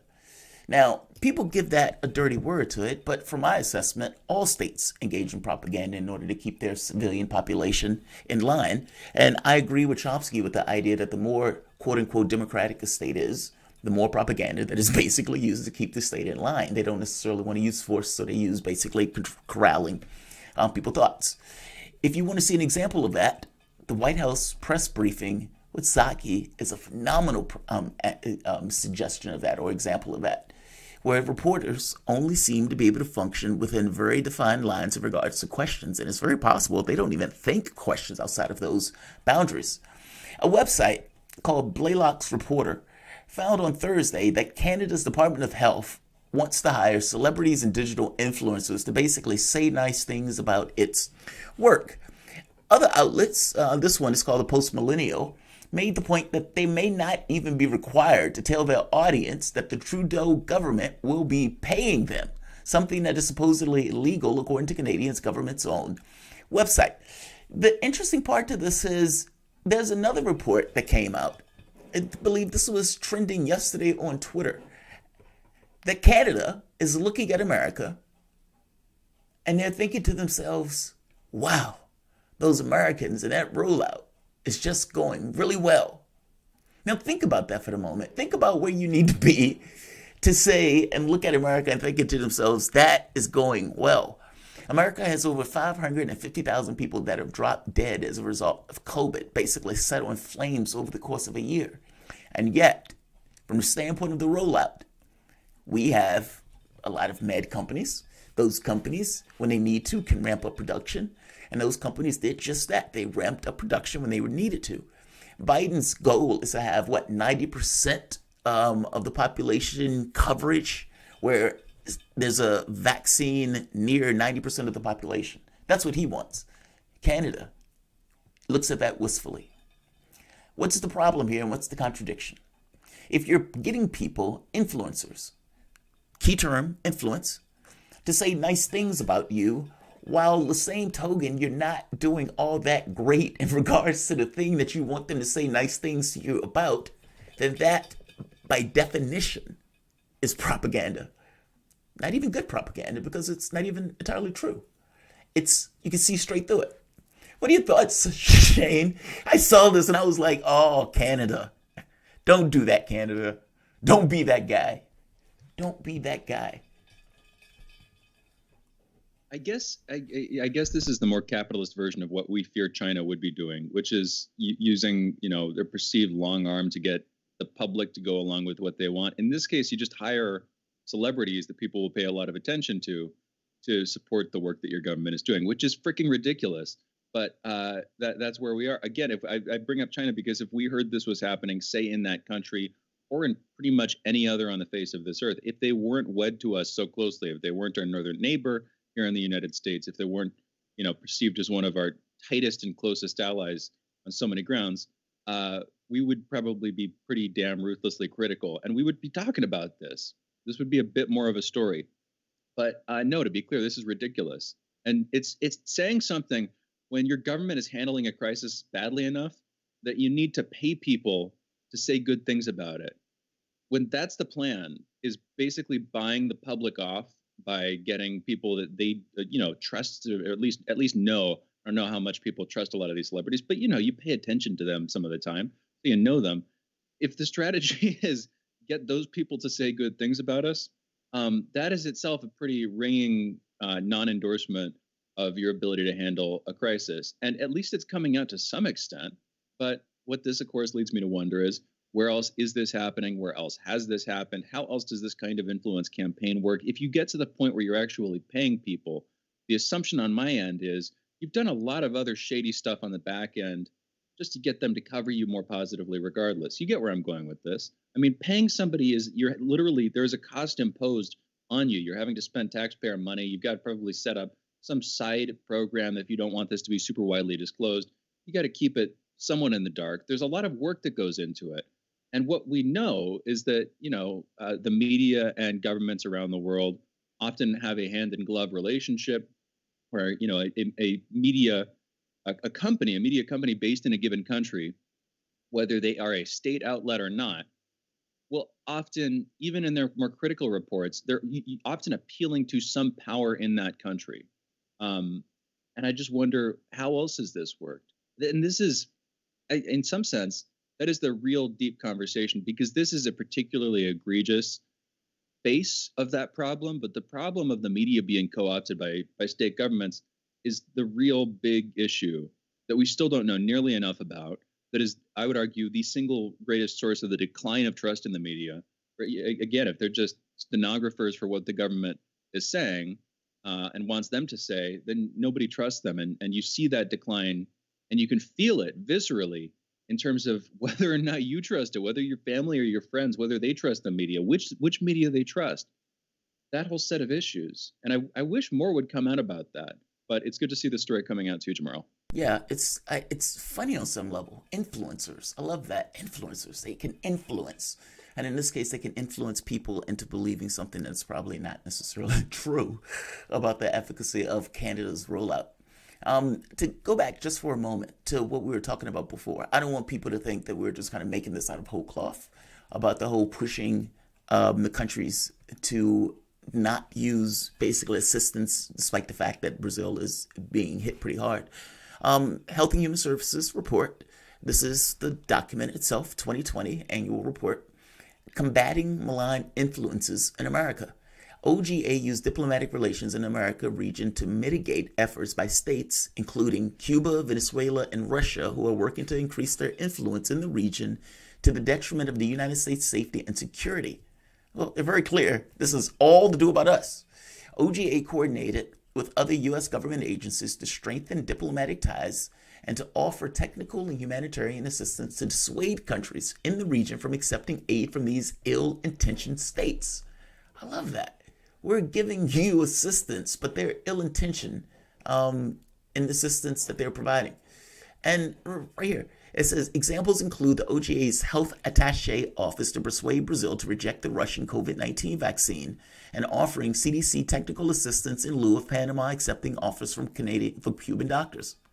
So Cuba is offering assistance to the world. Russia is offering assistance to the world. China is offering assistance to the world. And the U.S. tells Brazil, or gets Brazil, to say, we're not going to use Russia's vaccine because our foreign policy concerns are so important. That's astonishing. Like, that's why I sent the letter. That's why I sent the email requesting an interview on this. Because when asked about this very particular point, Psaki made the point of saying, well, the problem with China and Russia is that they don't have any strings attached to their vaccines. It's like, what? How's that a problem? How's that a problem? And then what does that mean in the context of how the U.S. is using their vaccines? Does that mean the strings are attached by definition?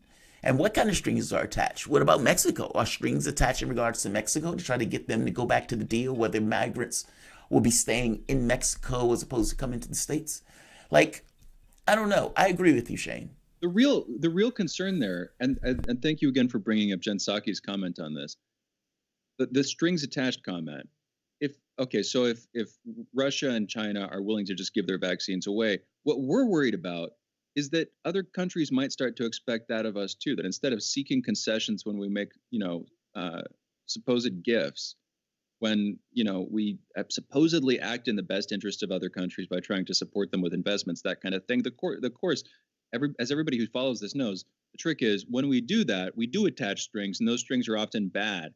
They often make a marionette out of the political system of the country that we're ostensibly helping. And usually we make that marionette do things it would not otherwise want to do, things that are bad for the country, like selling its resources to foreign ownership, or restricting government policies at home, economic policies at home, forcing austerity as we force these countries to try to pay off their debts. It's a bad form of investment. I'll put it like that. And I think the fear here is if countries in between, if these various members of the international community that are somewhere in between the spheres of influence of the United States and China, or Russia for that matter, if they start to see that the other side, the non-US side, is going to do less extraction and more actual gifting, there will be a serious shift, and probably a quick one, in the balance of soft power around the world as these countries wise up and realize, okay, maybe our lot is actually better with this other side. And we don't want that. And I guess we shouldn't want that, but we should probably stop doing the strings thing in the first place, because it's duplicitous. It's not actually good for these countries in the vast majority of cases. And while we may use it as window dressing for our crappy moral actions, that's a mistake when they start to see they have other options. We need to close this out, though. Yeah. You guys are listening to Fault Lines with Thomas and Stranahan, and we will be back in a minute talking with Steve Grumbine, political, economic, and social justice activist, about Biden's corporate tax increase, the infrastructure plan, and more. Again, you're listening to Fault Lines. Be right back on the other side of this short break.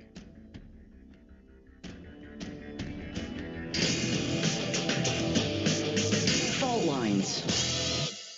We are above all the latest developments, and we don't take any sides. Radio Sputnik, telling the untold.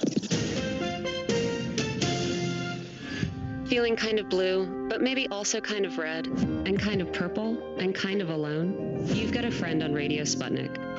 Tune into Political Misfits from 12 to 2 Eastern Time, Monday through Friday, for news, politics, and culture without the two-party bias.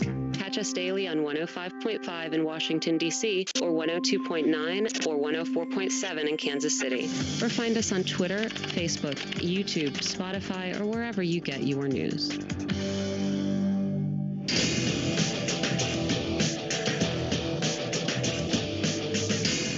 Fault Lines. Welcome back to Fault Lines on Radio Sputnik. My name is Jamarl Thomas. I'm joined by my co-host Shane Stranahan, coming to you live out of our station in Washington, D.C. Well, Joe Biden has just put forth a $2.5 trillion infrastructure bill. Now, this bill supposedly is going to be paid off by tax increases. Now, Mitch McConnell has basically said no. No on its face. In fact, to be more specific and more precise, quote, that package that they're putting together now, as much as we would like to address infrastructure, is not going to get support from outside, because I think the last thing the economy needs right now is a big whooping tax increase, McConnell told reporters. Now, the American public is on board for the idea of an infrastructure project, but they get a little dodgier when it comes to the standpoint of taxes, especially on the notion of small businesses. And there's another aspect of this where the larger the corporation, the more likely that particular company can hide or get rid of their tax increases.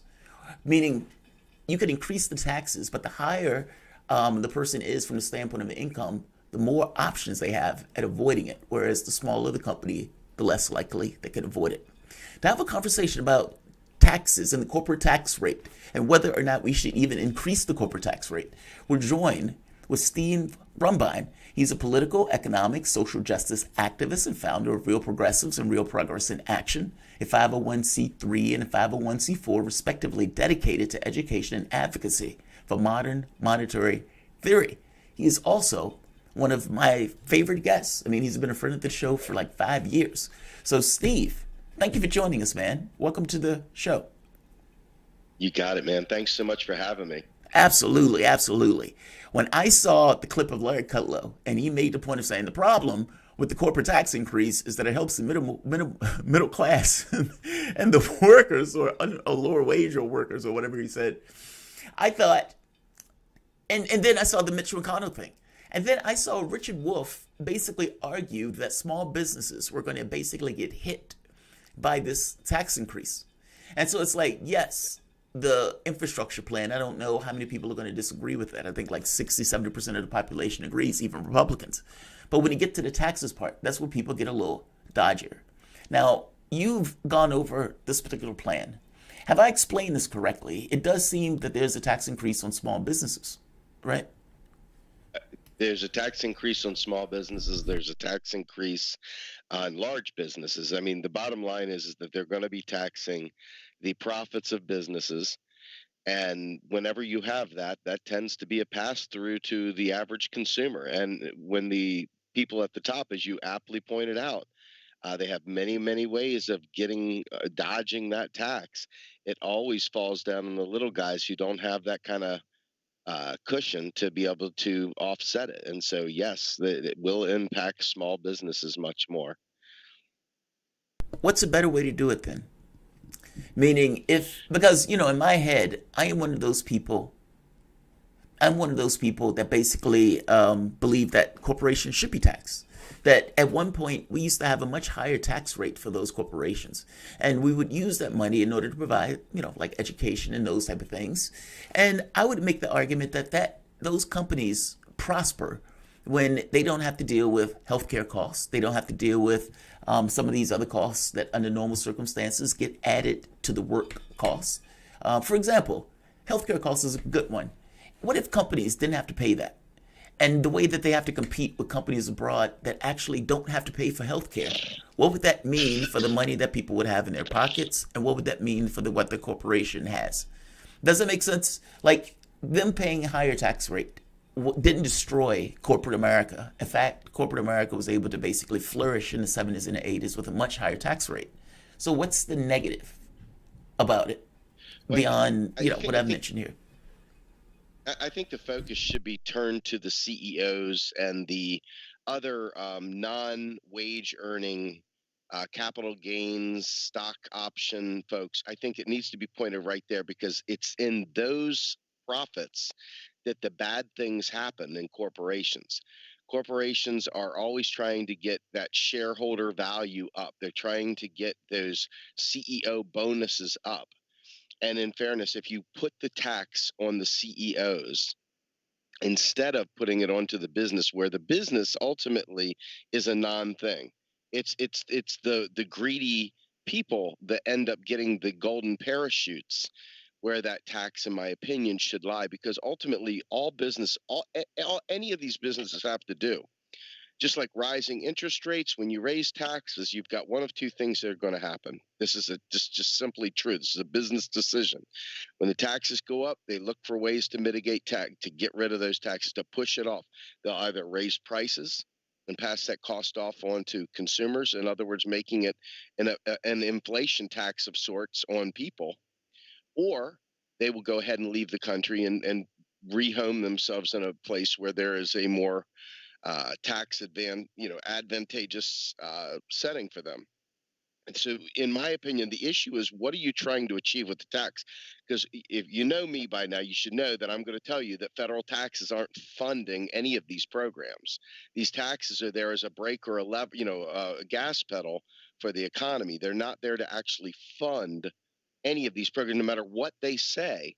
No matter how many times they say that these taxes are going to pay for this infrastructure bill, not one nickel of those taxes is going to pay for those infrastructure bills, not one. So when you understand that, it's like, okay, so we're not really talking about paying for the programs. We're just talking about offsets to defend against inflation. And so if you're thinking about where inflation comes from, it doesn't come from corporations not being able to absorb the cost and passing the lower costs on to the people. It comes from, higher taxes, higher interest rates, any of those sorts of things, where they can now justifiably, at least on paper, raise prices to accommodate the new costs that have been introduced to the business. They're not going to go backwards on their stock, their ledger. They're not going to go backwards. They're going to expect growth. So when you start taxing those profits, they're going to get theirs. They're going to get theirs. The question is, are they going to put it on the people, or are they going to start cutting corners, or are they going to leave the country? And that's the unfortunate thing about capitalism. Unless you're willing to put price controls in there, unless you're willing to do some extra regulatory work, those taxes are just a game. They're not even meaningful, not at least for these larger corporations. It only hits when it hits the individual CEO's bottom line. Now you've got somebody paying attention. An interesting take. Well, here's the thing, Stephen, coming back to the point you were making about hitting the CEO specifically, but also generally the investing class, I guess, in general. That's where you're going with the capital gains folks and the stock options crowd. I mean, here's the thing. I kind of want to ask you to disambiguate a little bit, because on the one hand, you have rampant speculation. You have self-serving policies coming from Washington to Wall Street with a very tight line of communication, clearly between the two. You saw, with the fallout of the Great Recession back in 2008, 2009, nothing fundamentally was changed or resolved.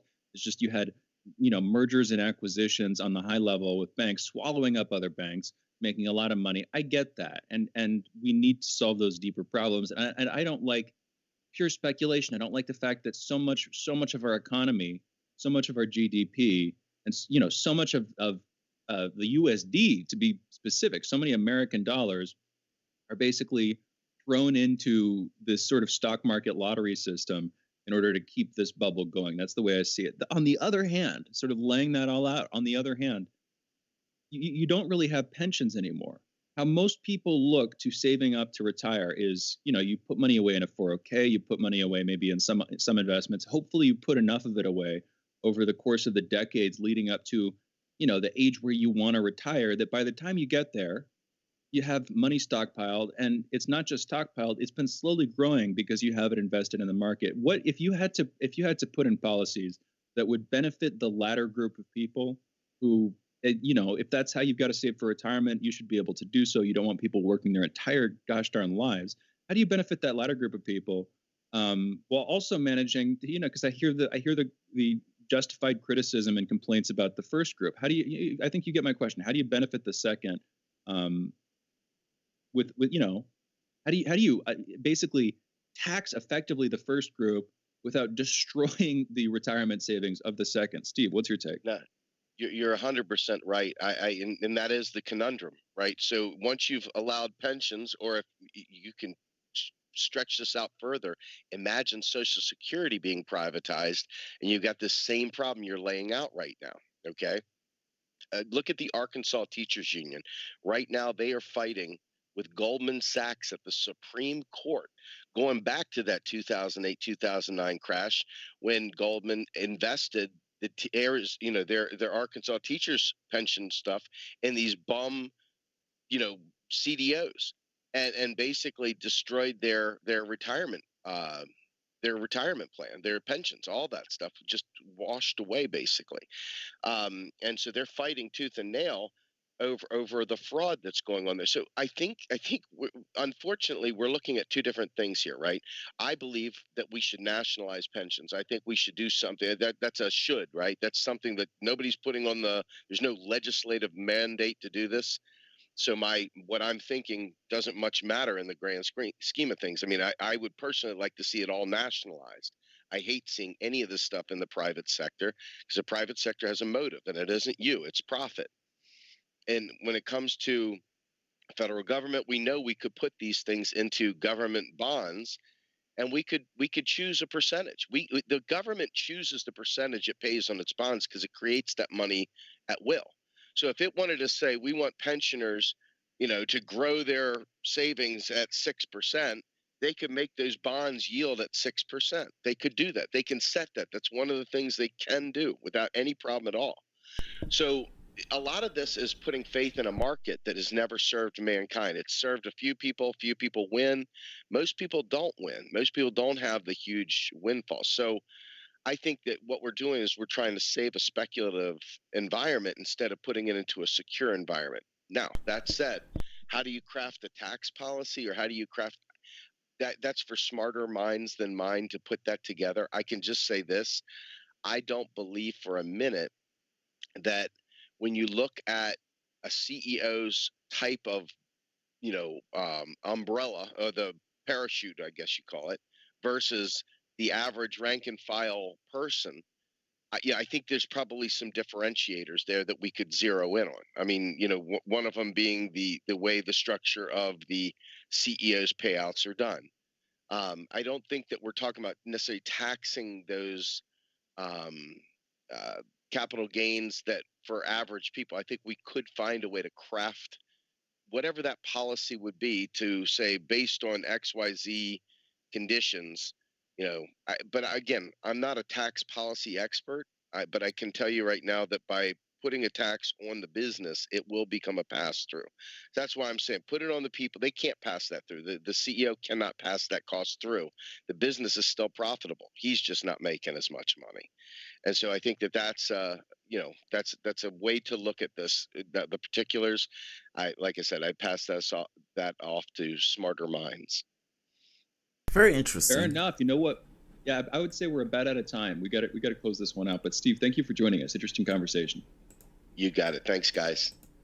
Hey, for those listening, that was Steve Grumbine, political, economic, and social justice activist and founder of Real Progressives and Real Progress in Action. Those are a 501c3 and 501c4, respectively, both dedicated to education and advocacy for modern monetary theory.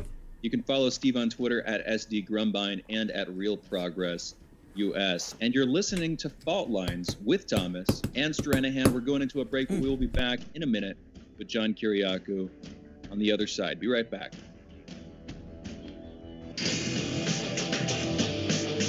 Fault Lines. We are talking 24 hours a day, 7 days a week. You are listening. We give you the most essential out of the endless information space. Radio Sputnik, telling the untold. Stuck in traffic? No problem. Stay informed. Stay tuned to Radio Sputnik on 105.5 FM or 1390 AM in the Washington, D.C. area. Need more? Follow us on Facebook or check us out on SputnikNews.com.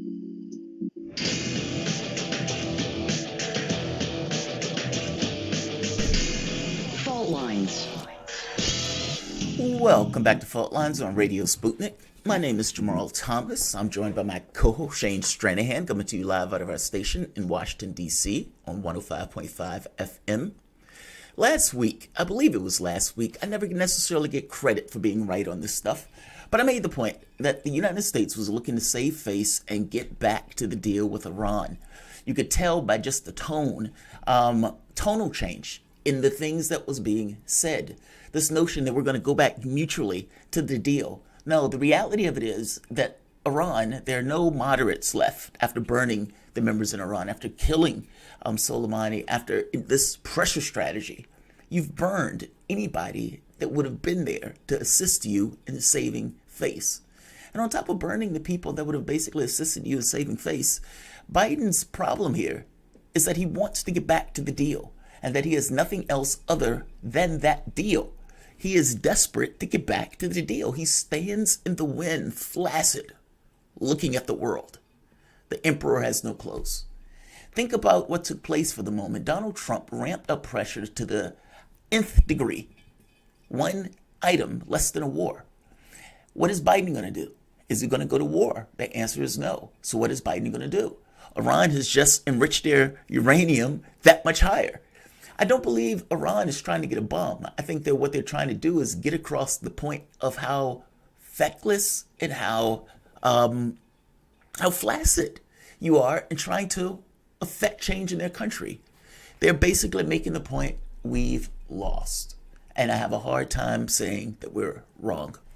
In order to have this conversation, we're joined by former CIA officer, co-host of The Backstory on Radio Sputnik, and author of the books The CIA's Insider's Guide to the Iran Crisis and The Reluctant Spy, John Kiriakou. John, welcome to the show. Thanks so much, Jamarl. Good morning. Absolutely. When I say win or lose, I'm using this in the context of the objectives that were stated and were trying to be effectuated. Donald Trump basically was trying to get Iran to redo a deal that was painstakingly made, where Iran was already giving up pretty much deep concessions that many states wouldn't necessarily tolerate in and of itself. And so it's like, now trying to get back to the deal, he's left Joe Biden in somewhat of a miserable position of having to try to get back and save face without being called weak. Am I wrong on that? Or is there something else that's driving Joe Biden's behavior to just not go back to the JCPOA in the way that he wants to go back to the JCPOA? I'm not understanding why Joe Biden doesn't run back to the JCPOA. Everything that you've said is true. This is something that Joe Biden really, really needs. Now, one thing we shouldn't forget, too, is that what the Iranians gave up was essentially sovereignty over these different sites, because what they agreed to in the JCPOA was international monitoring. And it's the same exact international monitoring regime that the United Nations imposed on Iraq during Saddam Hussein, where inspectors are allowed in at any time. There are cameras set up all around each one of these facilities, and the facilities are locked and sealed with lead seals. So there is no nuclear program. The Iranians are abiding by it.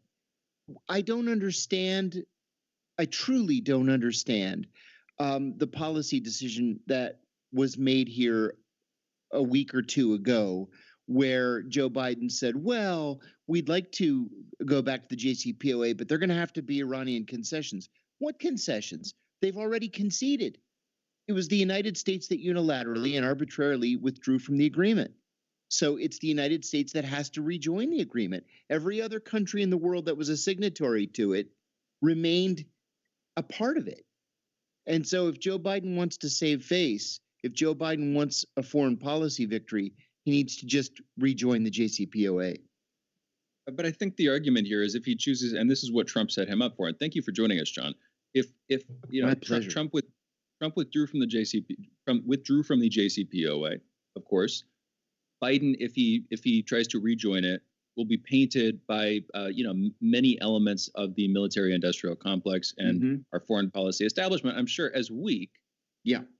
And at the same time, you do want some through line or some continuity between the foreign policy objectives of one presidency to the next, just so that our allies and the international observers get where we're going. But that's not where we are. And if Biden, in his heart of hearts, or at least on the National Security Council, if the idea is we should get back in this thing, shouldn't we just rip the Band-Aid off and do it? I guess I'd like you, I'm confused about exactly where we're going. I'll put it like this: Trump for a time, his modus operandi was effectively move back and forth, agitate wildly, make strong demands, and use sharp words. And then in the process, ideally, you're getting leverage that you can use at the negotiating table.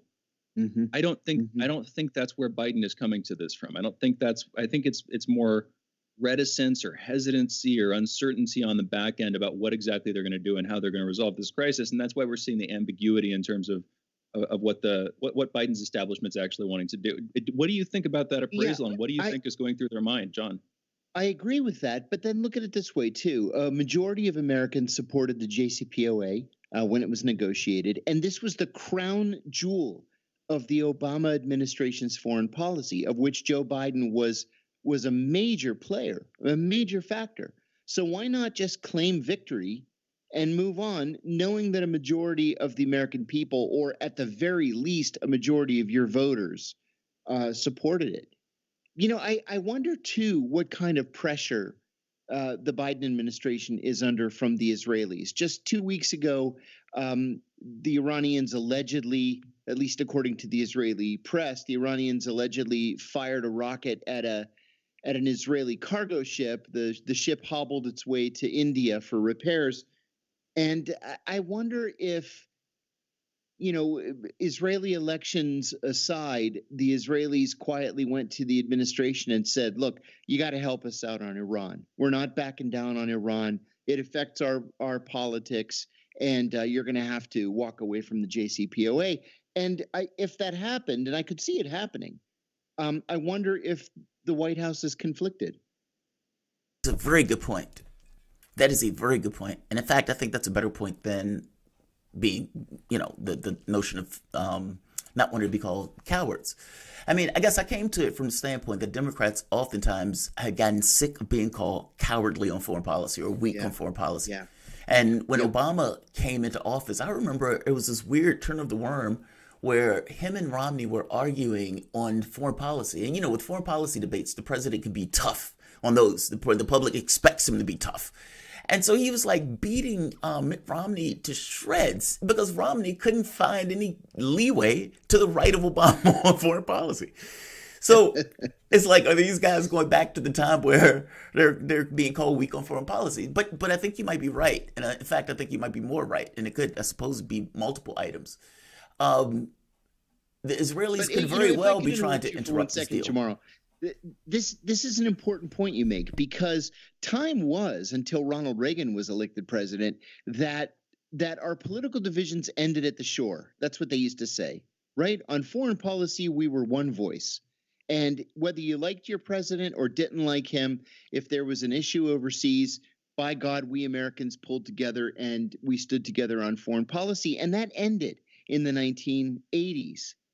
And so here we are fighting about who's more conservative or who's tougher on foreign countries, which is a real shame. But this is the debate that's going on.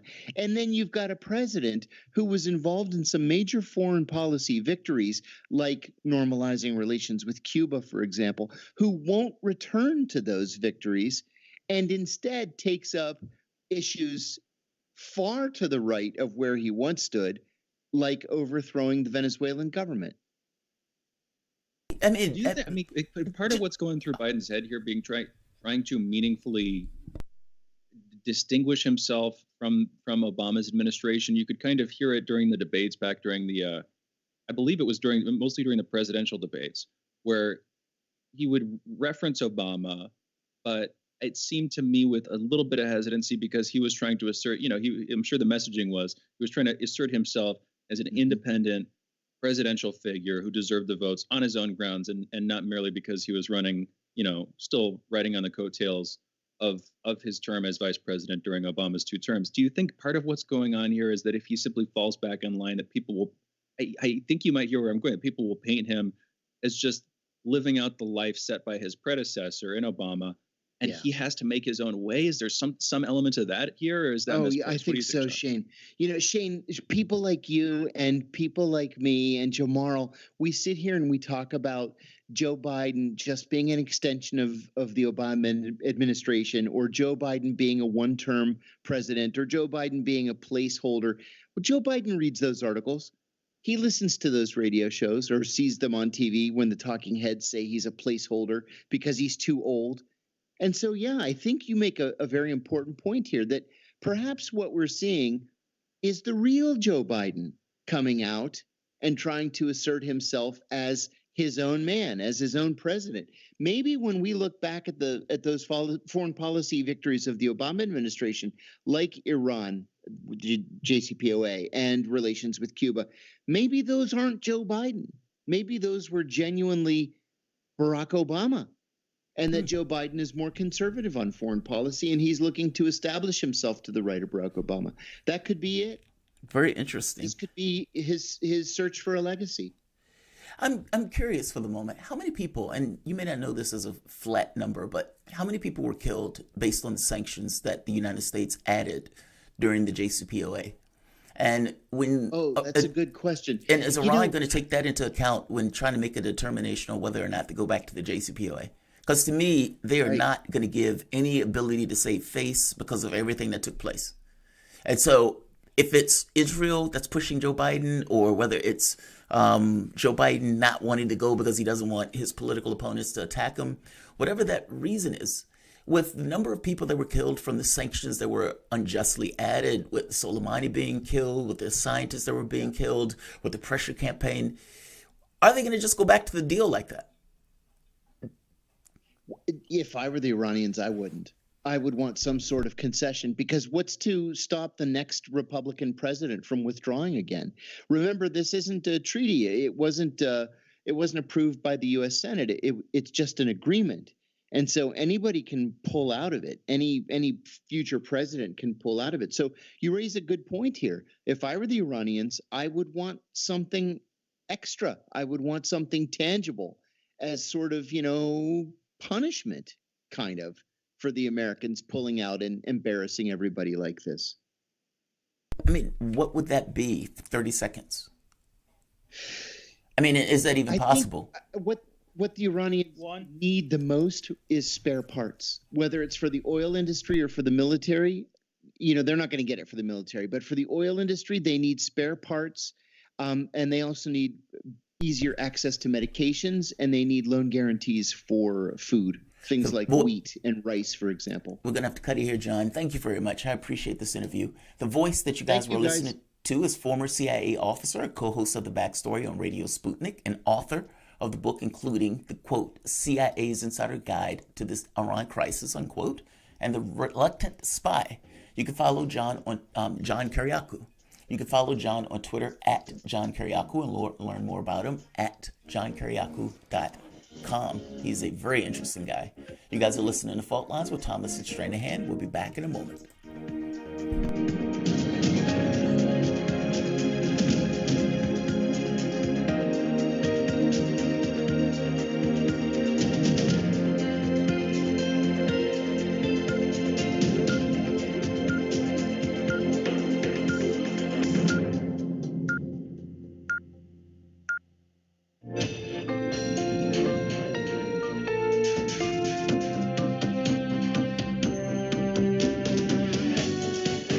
Listening to Radio Sputnik, telling the untold.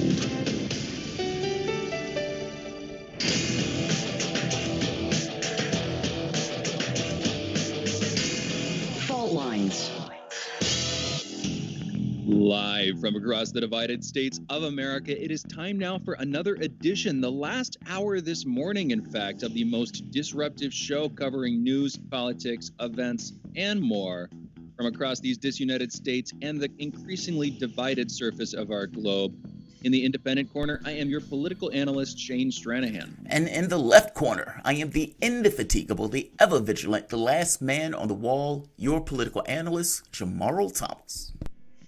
And that means that together you are listening to Fault Lines with Thomas and Stranahan. All right. Hope everybody's morning continues to go well. Let's get directly into the headlines this morning. First up in COVID news, at least 277 new coronavirus deaths and 36,670 new cases were reported in the United States yesterday.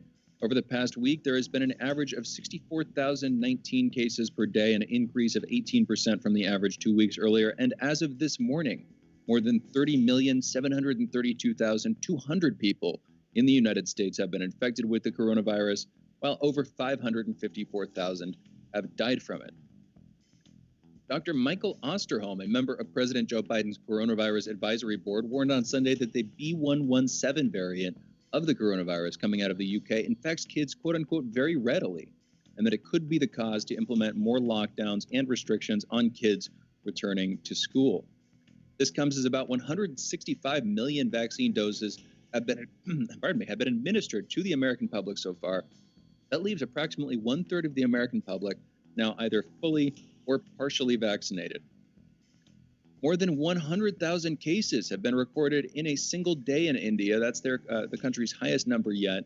This comes as the Indian state of Maharashtra is imposing new restrictions starting today. That state accounts for more than half of the new COVID cases in India, which just a couple of days ago reported 93,000 on a national level. That was the largest single day gain of any country on that date. And again, more than half of those cases came from just this one state. So I don't don't blame them for looking at sort of more regional restrictions there. At an early vigil on Saturday, Pope Francis celebrated Easter Sunday by calling for an end to vaccine delays and the free shipment of vaccines internationally. He said that he urged, quote, the entire international community in a spirit of global responsibility to commit to overcoming delays in the distribution of vaccines and to facilitate their distribution, especially in the poorest countries, end quote. In national political news, back here in the States, Republicans in Congress are busy mobilizing to slash the extent of Biden's infrastructure plan. Mississippi's Governor Tate Reeves said that though Biden is calling it an infrastructure plan, quote, it looks like a $2 trillion tax hike to me, end quote. The measure includes hundreds of billions of dollars for the transportation projects, but also investments in items not normally seen in an infrastructure plan, including funds for in-home care services for elderly Americans, $300 billion for manufacturing, more than $200 billion for housing, and tens of billions of dollars for programs like climate-friendly electric vehicles.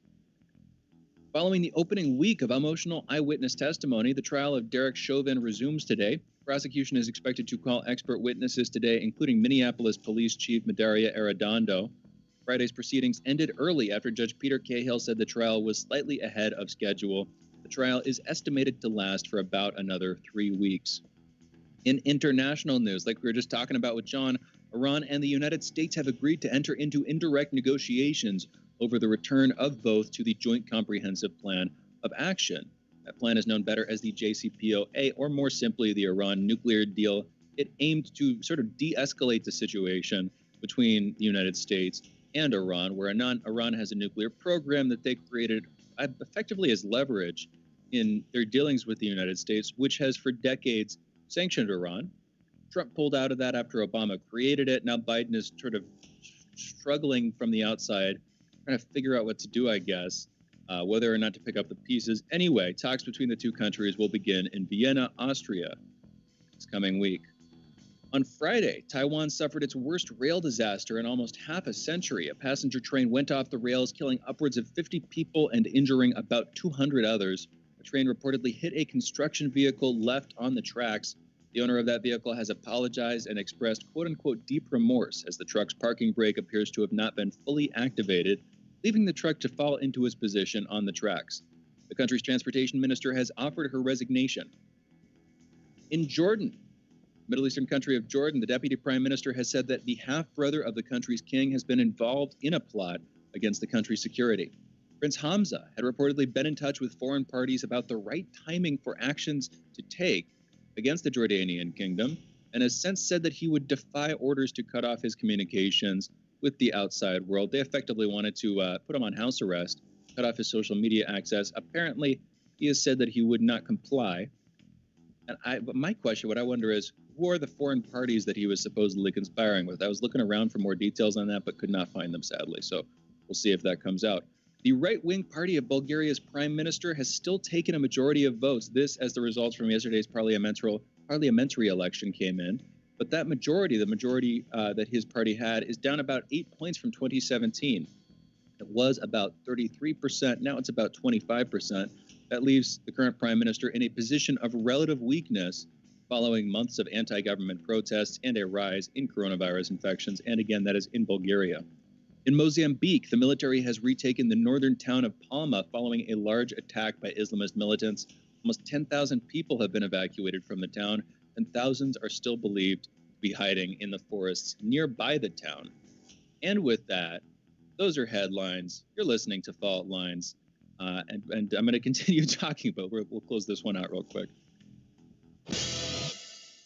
A little bit of an awkward close, but for like the most avid listeners of Fault Lines, you'll note that at some point we used to do a close this way, where we do the headlines, we talk, and then we close the headlines. You'd hear that exact sound effect, and then we talk for a little while longer, and then eventually we close out this segment and move to the next one. At a certain point, we just decided to get a little bit more aerodynamic, streamline things slightly by cutting out that sort of interim close. But I reinserted it specifically into this segment so that I could talk about biking for just a minute. This is one of my long-term passions. I went on a trip starting Thursday morning, took Friday off from this show. I was absent then because I was busy biking all day, battling 30-mile-an-hour headwinds in the searing 70-something degree prairies of Nebraska at the time. although it was sort of across South Dakota, Nebraska, and Wyoming, different parts of those states. Anyway, I was busy, and cell reception wouldn't have worked. It wouldn't have made any sense for me to be on the show. And since we're all heading back to DC, anybody who's not in DC is going to be heading back there pretty soon to get back into the studio and start hosting the show from the studio again. I wanted to take this opportunity to go on a trip with my brother, who I love going on trips with. We've gone on many. Right as I start, I'll put it like this: right before I started working at Sputnik, I was coming into the position as an audio engineer at the time. When I got the offer, I was like in Scotland. I'd biked up from Manchester, and I was staying in Edinburgh with my brother. We'd gone on this 2-week bike trip. It was kind of an indefinite length thing. Anyway, I was on a bike trip when I got this job, and so there's been like this urge. I put this bike together last year. I got all these beautiful parts, and then I never used it. I was sort of, preparing myself. Hey, maybe I can go on a longer term tour. Anyway, it's really good to get a taste back into it.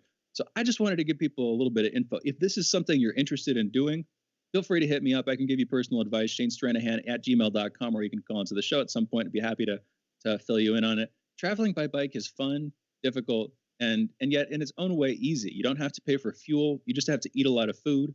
And mostly what you're worried about is rain and wind and sometimes snow. And well, yes, those can be bad things. Often it's beautiful. And this route that we took was just incredible. We were out in the middle of the prairies. We saw antelope all over the place, birds flying, gophers. I hear there were prairie dogs. We didn't see any of those. We did see birds of prey. We saw prairies and beautiful open mountain ranges like you don't see anywhere else on the face of this planet. And yes, my brother got a cold and he had to use a water bottle as a neti pot. That happened. But it was great. We had a stove. We slept out under the stars. We were cowboy camping with just some sleeping pads and quilts, and it was the funnest time. Anyway, a couple of quick hints, a couple of quick things I learned from this trip. Again, I can give you a lot more details if you want to get in touch on how you could get prepped for one of these trips. It doesn't have to be too expensive. You just have to train for a little bit so you're in good shape to do it. A couple of things I learned, though, this weekend. I really need to prioritize protein more. We brought like calorically dense foods, so tortillas and peanut butter and Nutella and candy bars, and then some stuff. We also brought I brought a little stove. We could use fuel from nearby it's like this little self-contained stove we eventually started to cook with. What I wish I had done more of, what would have been better for us, is bringing way more protein. So what we ended up doing was we had these little sort of self-serve pasta meals that we cooked up with some tuna, and each one of those meals for each of us was like 50 grams of protein. We had 2 of those over the course of 3 days. It's about 100 grams of protein total. We should have had like double or triple that. So if you're planning one of these things, don't make the same mistake we did. Don't just focus on calories. Focus on protein, the building blocks of life, and that will help you and leave you feeling a lot more energized. Also, another quick tip. I got a dynamo hub for the front wheel of my bike a while ago, and I just installed it within the last month or so, and I've been testing it out. Basically, this is a little hub that goes in the middle of your front wheel. When that wheel spins, it charges the hub, and then you can use that hub either to light up lights on your bike, or in my case, to power a little USB port that I have installed on my handlebars, in my stem. If you know biking stuff, there's a little USB port, and basically, I was charging my phone, I was charging my brother's phone the entire time, and whether we were using it as navigation, in which case I would leave the phone on, the screen on, it would stay at the same power, or if I turn the screen off, I could passively charge it up so that you can save power effectively. Those are really handy. Those are extremely useful. This is the first time I'd ever actually tried using one of these guys on a trip, and they cost a bit more money. They start at a couple $100, and they can quickly get more expensive from there. But if you're going on any kind of even multi-day, but any kind of extended bike touring or bike packing trip, definitely check one of those out. It is worth the money. The alternative would be you have to bring a lot of like rechargeable batteries to charge your stuff up with, or you have to be extremely cautious with shutting devices down and watching the power limits, because if you get lost, you're kind of screwed. Or you'd have to stop in at a restaurant or a cafe every day or so for hours, spending ungodly amounts of money and time just to charge up your phone. And from personal experience, that's not a fun way to do a trip. It takes a lot of time, and again, it costs money. So these things are really useful. I guess that's tip number 2. And then tip number 3, and I also kind of mentioned this, I also would recommend, I'm not going to give out the specific manufacturer of stoves. There are a bunch of them you can check out there. If you can bring like a lightweight little stove and pot, I brought one that's basically a twig stove, so you can charge it with small twigs, branches, detritus that you'll find around pretty easily when you're on one of these trips. I brought that, and it was about a 2-liter pot that we used. We used that to make food. Yes, we also used that to melt snow when we were kind of getting up into the mountains. And you don't want to rely on one of these things to melt you water, but it was really nice to have. It meant that we didn't have to find a spot with a stream or a pond or any, kind of puddle or creek. We had a water filter system. You can just melt the snow. And it took a while, but we could just hang out at camp talking, melting snow. And that was really useful. Anyway, I'm mostly just talking about this because I had the time of my life. Jamarl, any quick commentary or questions, anything? No, man, I'm glad you had the time of your life. Me interviewing Elizondo by myself made it that much better that I knew you were having a great time. It would have been weird if you weren't. Like if you were sitting at home because you had COVID or something. And it's like, well, I'm not saying that Shane is, I would prefer that you had a good time. And look, the tips that you're giving are good to know. I think I was traveling in Nepal once where I met these Russians who were at one of the hotels. And the guy was like, you should just do it, man. You should do it. It's just in your mind. It's in your mind. He's talking about like hiking for like days. And at that point, I am not in the best of health. And he's like, do it, man. It's just all in your head. It's like, no, dude, it's not in your head. The ability to be able to go riding for multiple days like that is phenomenal. That is so phenomenal. It's like it's just a man and his bike and his bro just out fighting the elements. I'm curious, how you guys were gone for 2 days. So you pulled back because your brother wasn't feeling well? So the full route that we were going to take is about 126 miles. And the first day we left on Thursday, we got into the spot where we took off. At about 5 p.m., we rode for about 3 hours, covered 20 miles. It was a good night. We woke up the next day. My brother started to develop a cold. We boiled him some water in the morning. He used it as a neti pot to try to clear his cold up. Apparently, it actually worked pretty well. And we rode for a bunch of hours, about 8 hours total, something like that. But it was crazy windy, crazy steep, and starting to get warm. Oh, and very sunny. So we only made about 35 miles that day. Anyway, the morning after, we decided instead of going through these mountains, which were where the route was going to take us, and which seemed to be covered with snow as we got closer to them, like fully covered with snow, which would have been effectively impassable with the kit that we had. We just decided to reroute, take a detour, and head directly back to the car. So it was about 2 full days of riding, split up over 3 days, with 2 nights actually spent out there. That's quitter talk, Shane. That's quitter talk. Well, that's what I was thinking. And my brother was giving me the same language. But as we headed back and after we got home, it was about 90 miles total. Once we got back home, he was like, yeah, man, that was the right move. He was starting to feel more sick. He was starting to feel crappier. Plus, this is the first time I've taken one of these trip breaks while I'm working at the show. I don't want to get back late. I don't want to miss the show today. You know what I mean? So I decided to play it a little bit safer for his sake and for the sake of the show and get back earlier. But it was beautiful, man. Makes me want to do it more. Anyway, we got to close this segment out, folks. You guys are listening to Fault Lines with Thomas and Stranahan. We are going into a break. We'll be back on the other side in just a minute. Be right back. 24 hours a day, 7 days a week. We give you the most essential information out there. Radio Sputnik, telling the untold. Epidemics and pandemics could kill millions of people, and they actually did.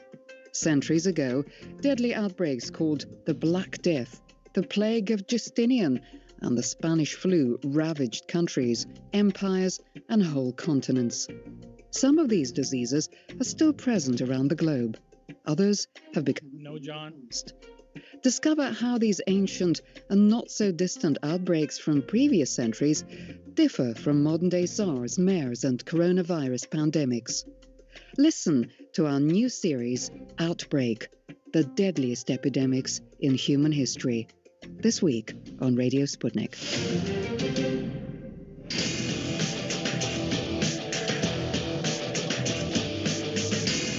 Fault Lines.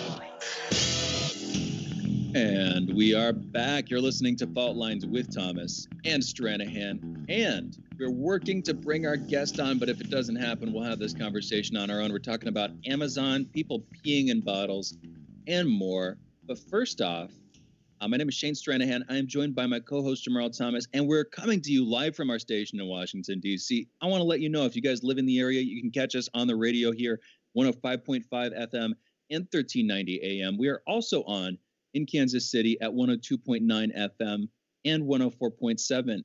And if you're digging what Jamarl and I are putting down, whatever platform you're consuming this content on, please do give it a like, share this video, share this content. If you want to join in on the conversation, you can always send a chat, a tweet, and of course you can and you should reach us by phone at 202-521-1320. Again, that's 202-521-1320. Your engagement makes the show what it is, so please do not be shy. Feel free to call. And the best time to call, you can call during interviews. You can call. We occasionally have open segments in the middle of the show, but we always have an open segment at the end of the show. The last 15 minutes called The Wrap, starting at about 9:45 a.m. Eastern. Always sort of dedicated. I think there's only been one exception to this so far where we had a guest continue with us through that segment. Always taking your calls at that point. And again, the number is 202-521-1320. But hey, you know, if you have a conversation pertaining to if you have a question pertaining to a conversation we're having with a guest, we'll probably take your call then too. Tell our engineer about what you want to talk about and we will work it out. Anywho, we're talking about Amazon. And this comes as a warehouse in Bessemer, Alabama. They're still tabulating the votes, basically. They're still putting together the vote totals. That warehouse is voting on whether or not to unionize. We've talked with our guest, Chris Smalls, the founder of the Congress of Essential Workers, and a dude who led a walkout from an Amazon plant and was mentioned by New York's Attorney General Letitia James, was sort of tacitly mentioned in a weird offhanded way, I would say, by Biden, and has courted the likes of Bernie Sanders, who went out to visit the union vote in Bessemer, Alabama. We've talked with Chris Smalls many times about this long-term process of unionization. What many folks would have heard of in the past couple of weeks, they might have heard about this union vote happening. They will probably have heard, though, almost certainly, of people having to pee in bottles. And this is as Amazon delivery drivers are so strapped on time that they say they have to pee in a bottle just to get their deliveries where they need to be in a timely manner. They're so pushed to work, I guess, that's what they're forced to do. And then when Representative Mark Pocan posted about this on Twitter, said, quote, paying workers $15 an hour doesn't make you a progressive workplace when you union bust and make workers urinate in water bottles, end quote. Amazon News, an official Amazon account on Twitter, said, quote, you don't really believe the peeing in bottles thing, do you? If that were true, nobody would work for us, end quote. It go on, but I'll cut it there. Literally within a day of them posting that response tweet, The Intercept, the rag formerly associated with Glenn Greenwald, which has become much less of an outlet, in my opinion, now that Greenwald has fled it. The Intercept, nevertheless, still occasionally puts out some decent stuff. They basically said this is ridiculous. No, the urination issue is widespread among Amazon drivers. It's a real problem they have to deal with. And now Amazon has come out and said, okay, well, yeah, it does happen, but it's a general problem in the delivery industry. People don't pee in bottles in our warehouses. They only do it, in the trucks when they're going to deliver our packages, as if that makes things all that much better. Jamarl, I don't really think it does. I think that's still a pretty bad set of affairs. And even if people have to do that in USPS, Amazon shouldn't be billing itself as like a premier company, a premier vacation hotspot for workers to come and relax the days away. Not that they're actually putting it that way, but they're saying they pay good wages, they give people healthcare, all this stuff. They shouldn't be setting themselves up so highly when at the very same time their delivery workers are peeing in bottles, and they're lowering themselves to the standards that they're criticizing in the delivery industry as a whole. What's your take on this, Jamarl? I think it's radically embarrassing. Radically embarrassing. Because this is one of those things that might have been inside baseball regarding the peeing in bottle stuff, and somebody might have mentioned it and everything else. But for the most part, I don't think this was something that people knew in the overt sense of the term knew. And you have Amazon coming out saying, hey, you can't believe that. You don't believe that, do you? You're not so stupid and silly as to believe that very specific point that people are pooping in bags or peeing in bottles. And you find out when the Intercept posts the articles of the behind-the-scenes communications that not only do they know, they're given infractions for it, having entire conversations about it.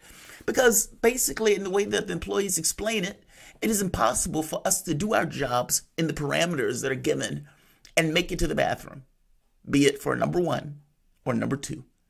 And there's a problem with that. And also consider for the moment that the moment you acknowledge that, the moment that you say, our bad, our employees do pee in bottles and bags? Our bad. We're sorry about that. We lied.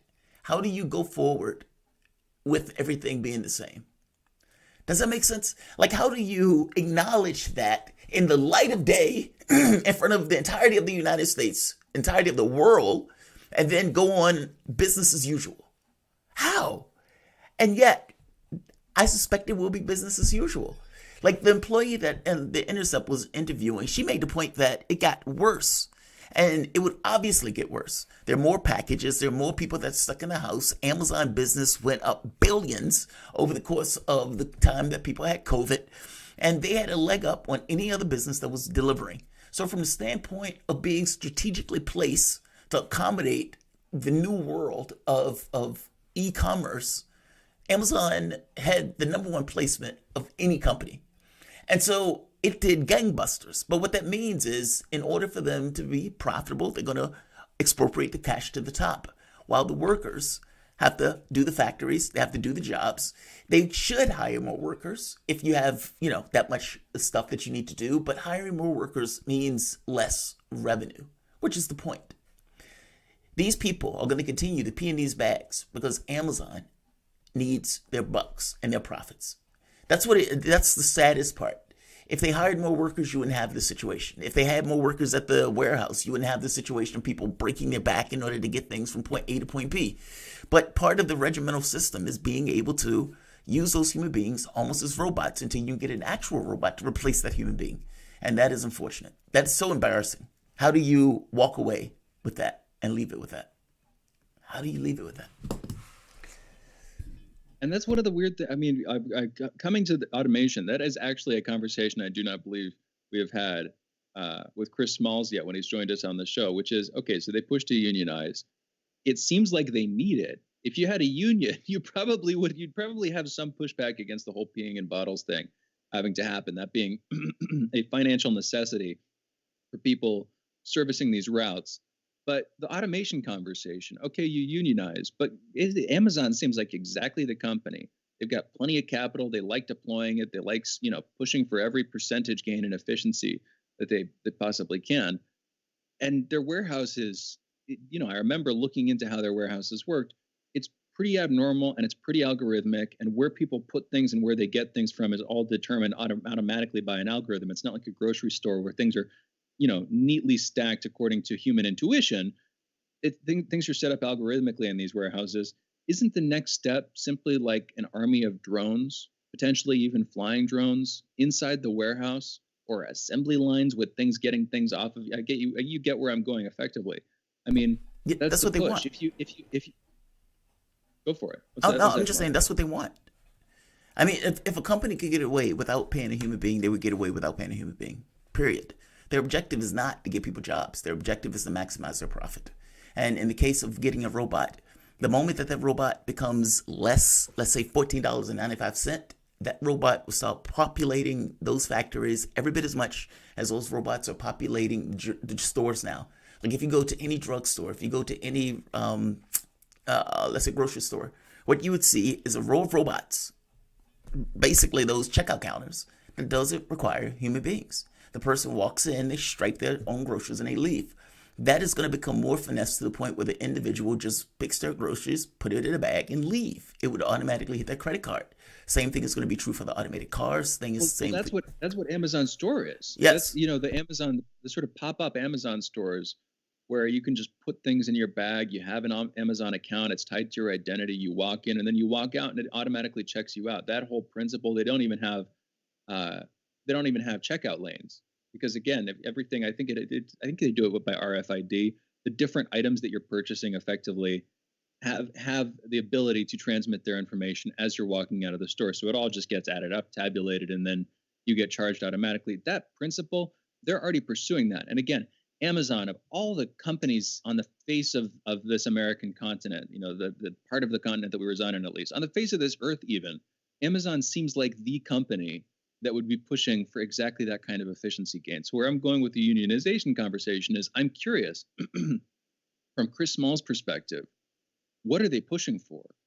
And I don't mean that too critically. I just mean, are they pushing for workplace guarantees going forward in the decade? What do they think Amazon's advantage of this stuff is? I could see Amazon's perspective on this very easily being that workers are a transitional period that they need to bootstrap this process up until they can do the capital outlays to buy the robots or develop the robots that they would need to staff these sites automatically. I can totally see that being Amazon's perspective. So what's the union's response to that going to be if there is a larger unionization campaign, if it's successful on a larger scale?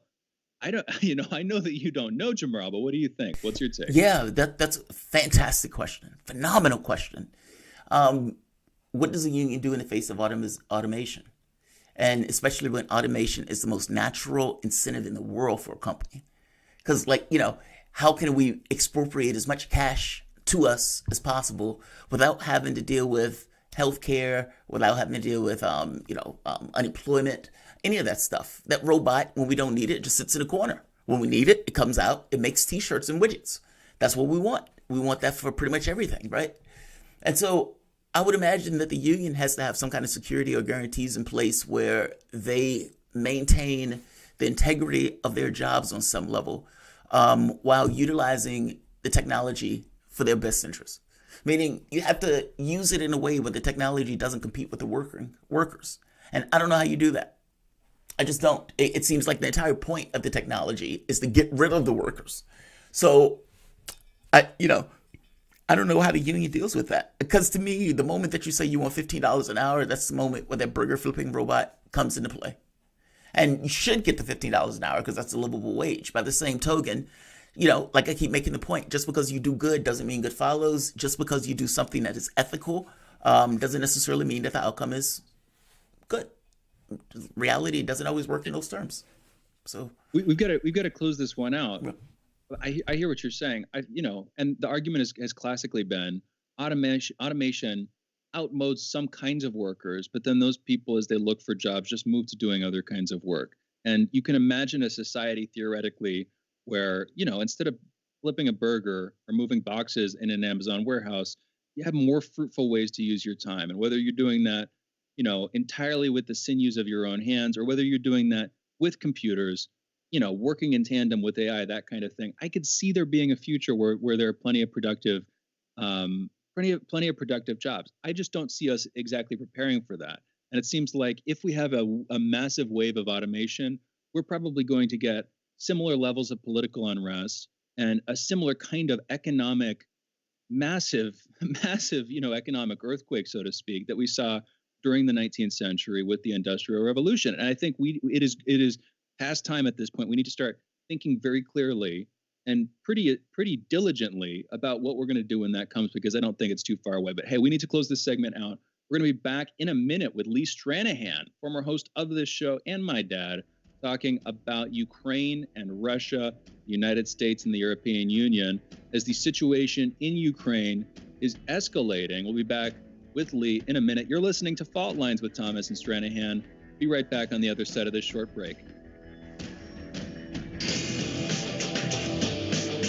Fault lines.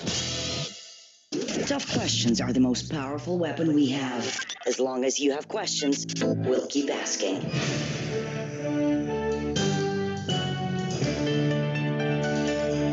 Radio Sputnik, telling the untold. Are you bored? Are you lonely? Do you need a hug? Well, we can't give you that, but we can keep you up to date on Radio Sputnik.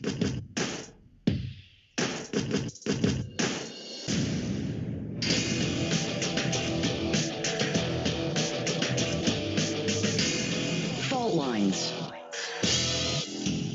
And we're back. You're listening to Fault Lines with Thomas and Stranahan. And we're now Fault Lines with Thomas and Stranahan. We are joined by Lee Stranahan. He is the host of The Backstory. That's a show airing right here on Radio Sputnik every Monday through Friday from 4 to 6 p.m. Eastern. He's also a Sputnik news analyst who you can follow on Twitter at Stranahan. Also check out populist.tv on YouTube, which airs his spiffed up, graphically supercharged version of the radio show. Lee, thank you for joining us. How are you doing this morning? I'm okay. Thanks for having me. Good to hear you. Good to have you back on. Let's talk about Ukraine and Russia. And I again, you know, I was away on this bikepacking trip over the weekend. We've been covering the slower, longer term escalation in Ukraine for we're talking a military escalation for about a month now. But going back to last year, many different sort of anti-Russian movements, whether it is defunding, shutting down certain TV stations, punishing certain politicians. I want to get more into this with you. Anyway, I was away on this trip. I got back.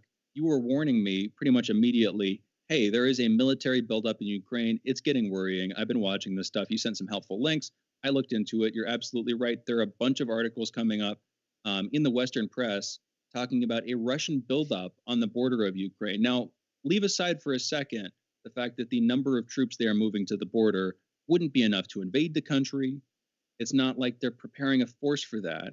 They're doing it defensively, by all appearances. Leave that fact aside for a second. What those news articles leave out is the Ukrainian troop movements that we were talking about a month plus ago, where Ukraine is moving troops from the west to the east of the country, and artillery shelling has gotten more intense along the lines of the Luhansk and Donetsk People's Republics in the eastern part of the Ukraine that are the subject of the ongoing civil war, civil conflict in Ukraine. Lee, what have you been seeing over the weekend? What's happening, and why do you think it's happening now? Well, what's interesting is where we are right now is at a very crucial place in the propaganda war. And people who often feel hopeless when they're up against this stuff, right now, anybody listening is ahead of the curve already. And I'm going to give people some hints as to where they can get even more ahead of the curve and be able to discuss this, because this really is a propaganda war. So we started seeing this, and other people started talking about it. People like Alexander Mercouris from the Duran, people like Moon of Alabama, people like that, were seeing this, the Saker, back in March. And the date I want people to look for is March 11th and 12th. And right around that point, a couple things happened. Because don't forget, NATO is a big player here too, and the U.S. acting via NATO. So around March 11th and 12th, 4 NATO ships went into Ukraine, and generals, including a U.S. general under the command of NATO, went into Ukraine. And both of those events are significant and are not at all being discussed today. When I say there's a propaganda war, what I mean is, if you just type in Ukraine buildup right now, any search engine, you'll find dozens of stories from the Western media. And I don't care whether it's the BBC, NPR, CBS, American media, British media, French media, and they're all saying the same thing, that an American official on Friday, and I'll talk about the other reason Friday was significant, was saying that they're concerned, the U.S. is concerned that Russia is building up troops.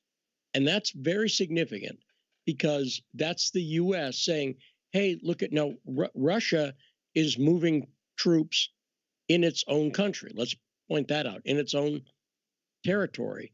And the other thing that's important about this is Russia responded.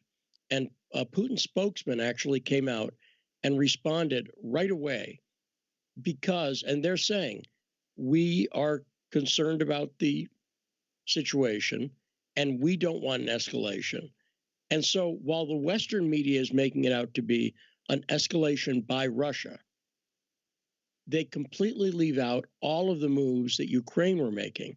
And the other thing that happened around that March 11th, March 12th period, right around there, that's when they started literally outlying political parties, a political party that's seen as pro-Russian, and 3 TV stations were shut down. So now think about this from not our perspective, but picture you're a citizen in Ukraine right now. You have no idea what's going on. You're getting a one-sided view, and you don't even get another view. Now, I'm not even arguing in this case that the other view is right, but you have no way of knowing it even exists. And that's what's happening in the country. And that's why, by the way, unlike the lead up to, Crimea, where we saw the protests. You notice right now there are no protests. Yeah. That's because Vladimir Zelensky, who's the president of the former sitcom star. Well, let me ask you this.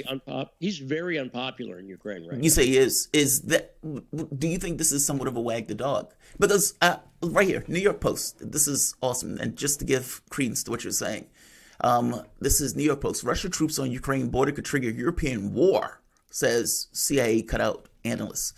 The arrival of 4,000 Russian troops on the country's border with Ukraine could trigger a European war, according to a military expert.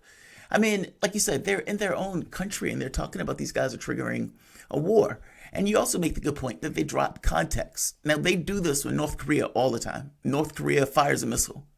They don't say that the military exercises between South Korea and the United States, that they're pretending to basically invade the country, that the country has basically said stop doing that, and the missile fires are in some level of response to it. We don't bring that up. We only bring up the missile fire. I'm making the point that the same playbook is playing out here. Why do you think they're doing this now? And do you think that there's the potential for something more than just these kind of maneuverings? Or is there a larger potential for some kind of conflict between these two sides? And because you know what I'm getting at, if there's a conflict between the two sides that escalates, then that puts a question into Joe Biden in regards to what is Joe Biden going to do and how is Joe Biden going to handle it. It's going to jump out of it. And I would argue it's probably already being devised. What are your thoughts? Well, people are on a war footing right now. And by the way, that 4,000 number is incorrect. And the way we know that is from the Russian side. The Russians have said that they got about 15,000 troops over in that area. And that's addition to the other troops that are already in Crimea. So that number, for some reason, people keep saying that 4,000 number, like the New York Times. But Russia has said differently. And Russia has said very clearly what those troops are there for. I would really recommend everybody check out the Duran and Alexander Mercouris, who I know is a frequent guest on your show and my show. Now, the one area I think Alexander is wrong is Alexander has said a number of times, and by the way, he's open to being wrong on this. So he says this is conjecture on his part, but he doesn't think the U.S. is suicidal enough to actually push this to the point of a hot war. And that's where we are right now. We're very close to a hot war here. Now, Alexander doesn't think the U.S. is suicidal enough. I disagree with Alexander. I guess I'm getting at why. I mean, because, look, I mean, the notion of whether or not the United States is suicidal enough to go into it. I mean, look, I think you're right. Because I thought the biggest problem with the Russiagate stuff wasn't entirely Trump by itself. My thought was that energy doesn't go anywhere. That energy is going to keep going. Meaning the moment that it serves its purpose, it's going to perpetuate in history, in the future, with howler monkey Democrats that are basically losing their minds over anything associated with Russia. So the moment that they get to fight, with the idea of using Ukraine as a blunt object to do so, they will take the opportunity and they will push Biden to do it. That's my thought. And so whether the U.S. is suicidal, yeah, I think a faction of the United States is. I think the Democratic Party is. And so I agree with you. I don't necessarily think that people can sleepwalk into a war, especially if they believe that they have some kind of power or some kind of stature to be able to dictate terms to other countries that don't believe they should be able to dictate terms to. Is that where you're going at? Is that why do you believe that this is a situation where these guys are closer to a brink of war than they have been before? And even more importantly, why? Why now? What's the thing that you believe is driving this level of engagement? Do you think it's just because he's doing poorly in politics? Do you think it's Nord Stream 2? What's driving this currently? Well, I think it's the same exact thing that was driving it with Crimea. So if you, Alexander's argument, I'm not trying to make it for him, so if I'm misstating it, I apologize to him in absentia. But his argument is that Ukraine versus Russia will win a military conflict, and Ukraine will be defeated in a humiliating way. And I believe he's correct on that. But look at what happened in Crimea. Let's look at what happened in 2014 in Crimea. Ukraine lost. Now, what was the effect of that loss? The effect has been the U.S. and NATO have used Crimea against Russia in a propaganda war steadily since 2014. They're constantly talking about the, illegal annexation. So in other words, while it was a military defeat, it was a PR victory for NATO and the U.S. And here's what I'm saying. Let's say in the Donbass region, for instance, Ukraine gets humiliated and Russia crushes them in a military conflict that lasts a few days. Even though that's bad for Ukraine, the U.S. and the West will say, look, Russia has captured more Ukrainian territory in Donbass, and so on and so forth. They will never tell the truth. And I'm saying, based on what we see in Crimea, a loss can be a win for the U.S. and for NATO because they use it against Russia. No, I understand where you're coming from with that. And real quick, but is it true, though, from the standpoint of outside of the United States? Meaning, it's right that from the standpoint of the West and the vassal states, that's going to be the narrative going forward. But the U.S. only makes up 5% of the globe. And if you're looking at China, Iran, you're looking at the countries that are in the Middle East, you're looking at the countries in South America, that's a larger preponderance of the globe. Does a larger preponderance of the globe accept the Western perspective on this issue? Can you name a case recently where we've acted like we care? The U.S. Well, no, I can't name a case recently where we acted like we care. I guess I'm making the point that I agree with you that it's a propaganda war. I agree with you entirely that it's a propaganda war from the standpoint that's being pushed by the West. But I guess I'm saying that makes sense that America is going to give an American perspective, even though it's jaded. But other countries may not take that. And America is not necessarily the entirety of the globe. I guess that's all I'm getting at when I'm asking the question. And I'm not pushing back in the sense that I think you're wrong. I think you're entirely right. I guess I'm wondering what's the effect of that in the larger global sphere, and does the larger globe accept the argument that the West is pushing? Well, the one effect, for instance, clearly is a better relationship between China and Russia, who've both been targets of this Cold War hysteria. So, and there's a lot of, for instance, our ability to use sanctions is lessened and lessened every time we do this. But clearly American leadership, Democrat and Republican, does not care at all.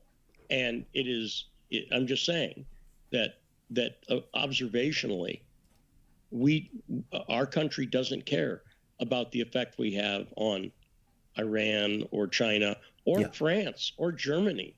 We're out saying stuff right now. We're attacking our allies over Nord Stream 2 right now.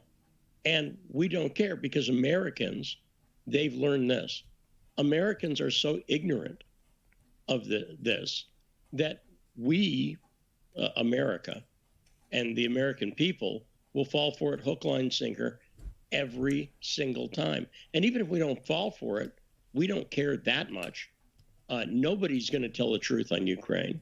And there's no great pressure to. I think the one other thing, I know we got to go, the one other thing I'll warn people is please stop underestimating Joe Biden. Every time people say, well, Joe Biden's not really running things, Joe Biden's been in power for 49 years. That's right. This Ukraine play is exactly why I think he is in power. And the idea that he doesn't know what he's doing, or even that, Obama ran things, Joe Biden was running Ukraine policy. He's running it now. This is not the Harris. There's nothing in Kamala Harris's background that indicates she has an interest in Ukraine at all.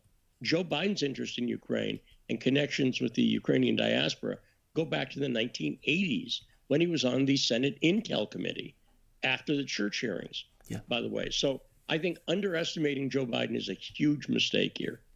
The voice that you guys were listening to is Lee Stranahan, the other Stranahan, Sputnik News analyst and host of The Backstory, airing Monday through Friday on Radio Sputnik from 4 to 6 p.m. Eastern. You can follow Lee on Twitter at Stranahan and YouTube at populous.tv. You guys are listening to Fault Lines with Thomas and Stranahan. We will be back in a moment.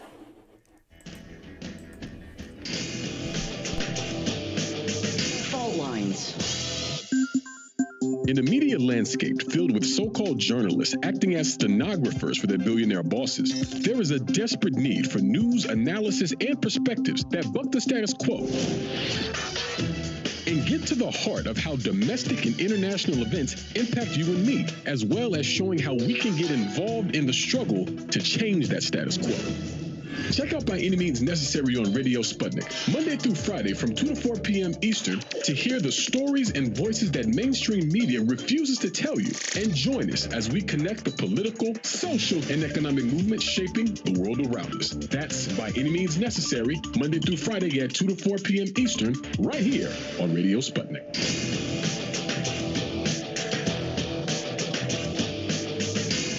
Fault lines. And we're back. You're listening to Fault Lines with Thomas and Stranahan, and we're in our rap segment, the aforementioned rap segment. We're taking your calls anytime now, 202-521-1320. This is our last segment of the show today. So if you want to join in the conversation, you have give or take 10 minutes to do so. We got Tarif calling in from New Orleans. Tarif, you're on the line. What's on your mind? 3 quick comments.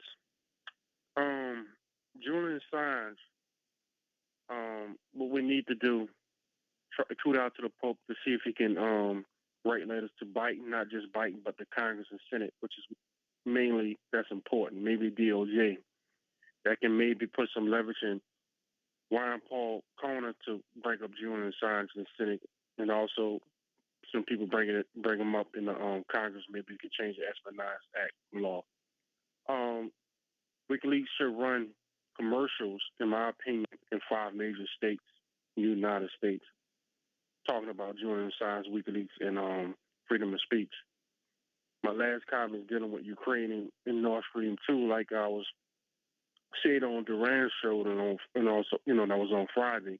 Nord Stream 2 and Ukraine are tied together. If Nord Stream 2 is completed, then the chances of Ukraine invading the Donbass region goes down.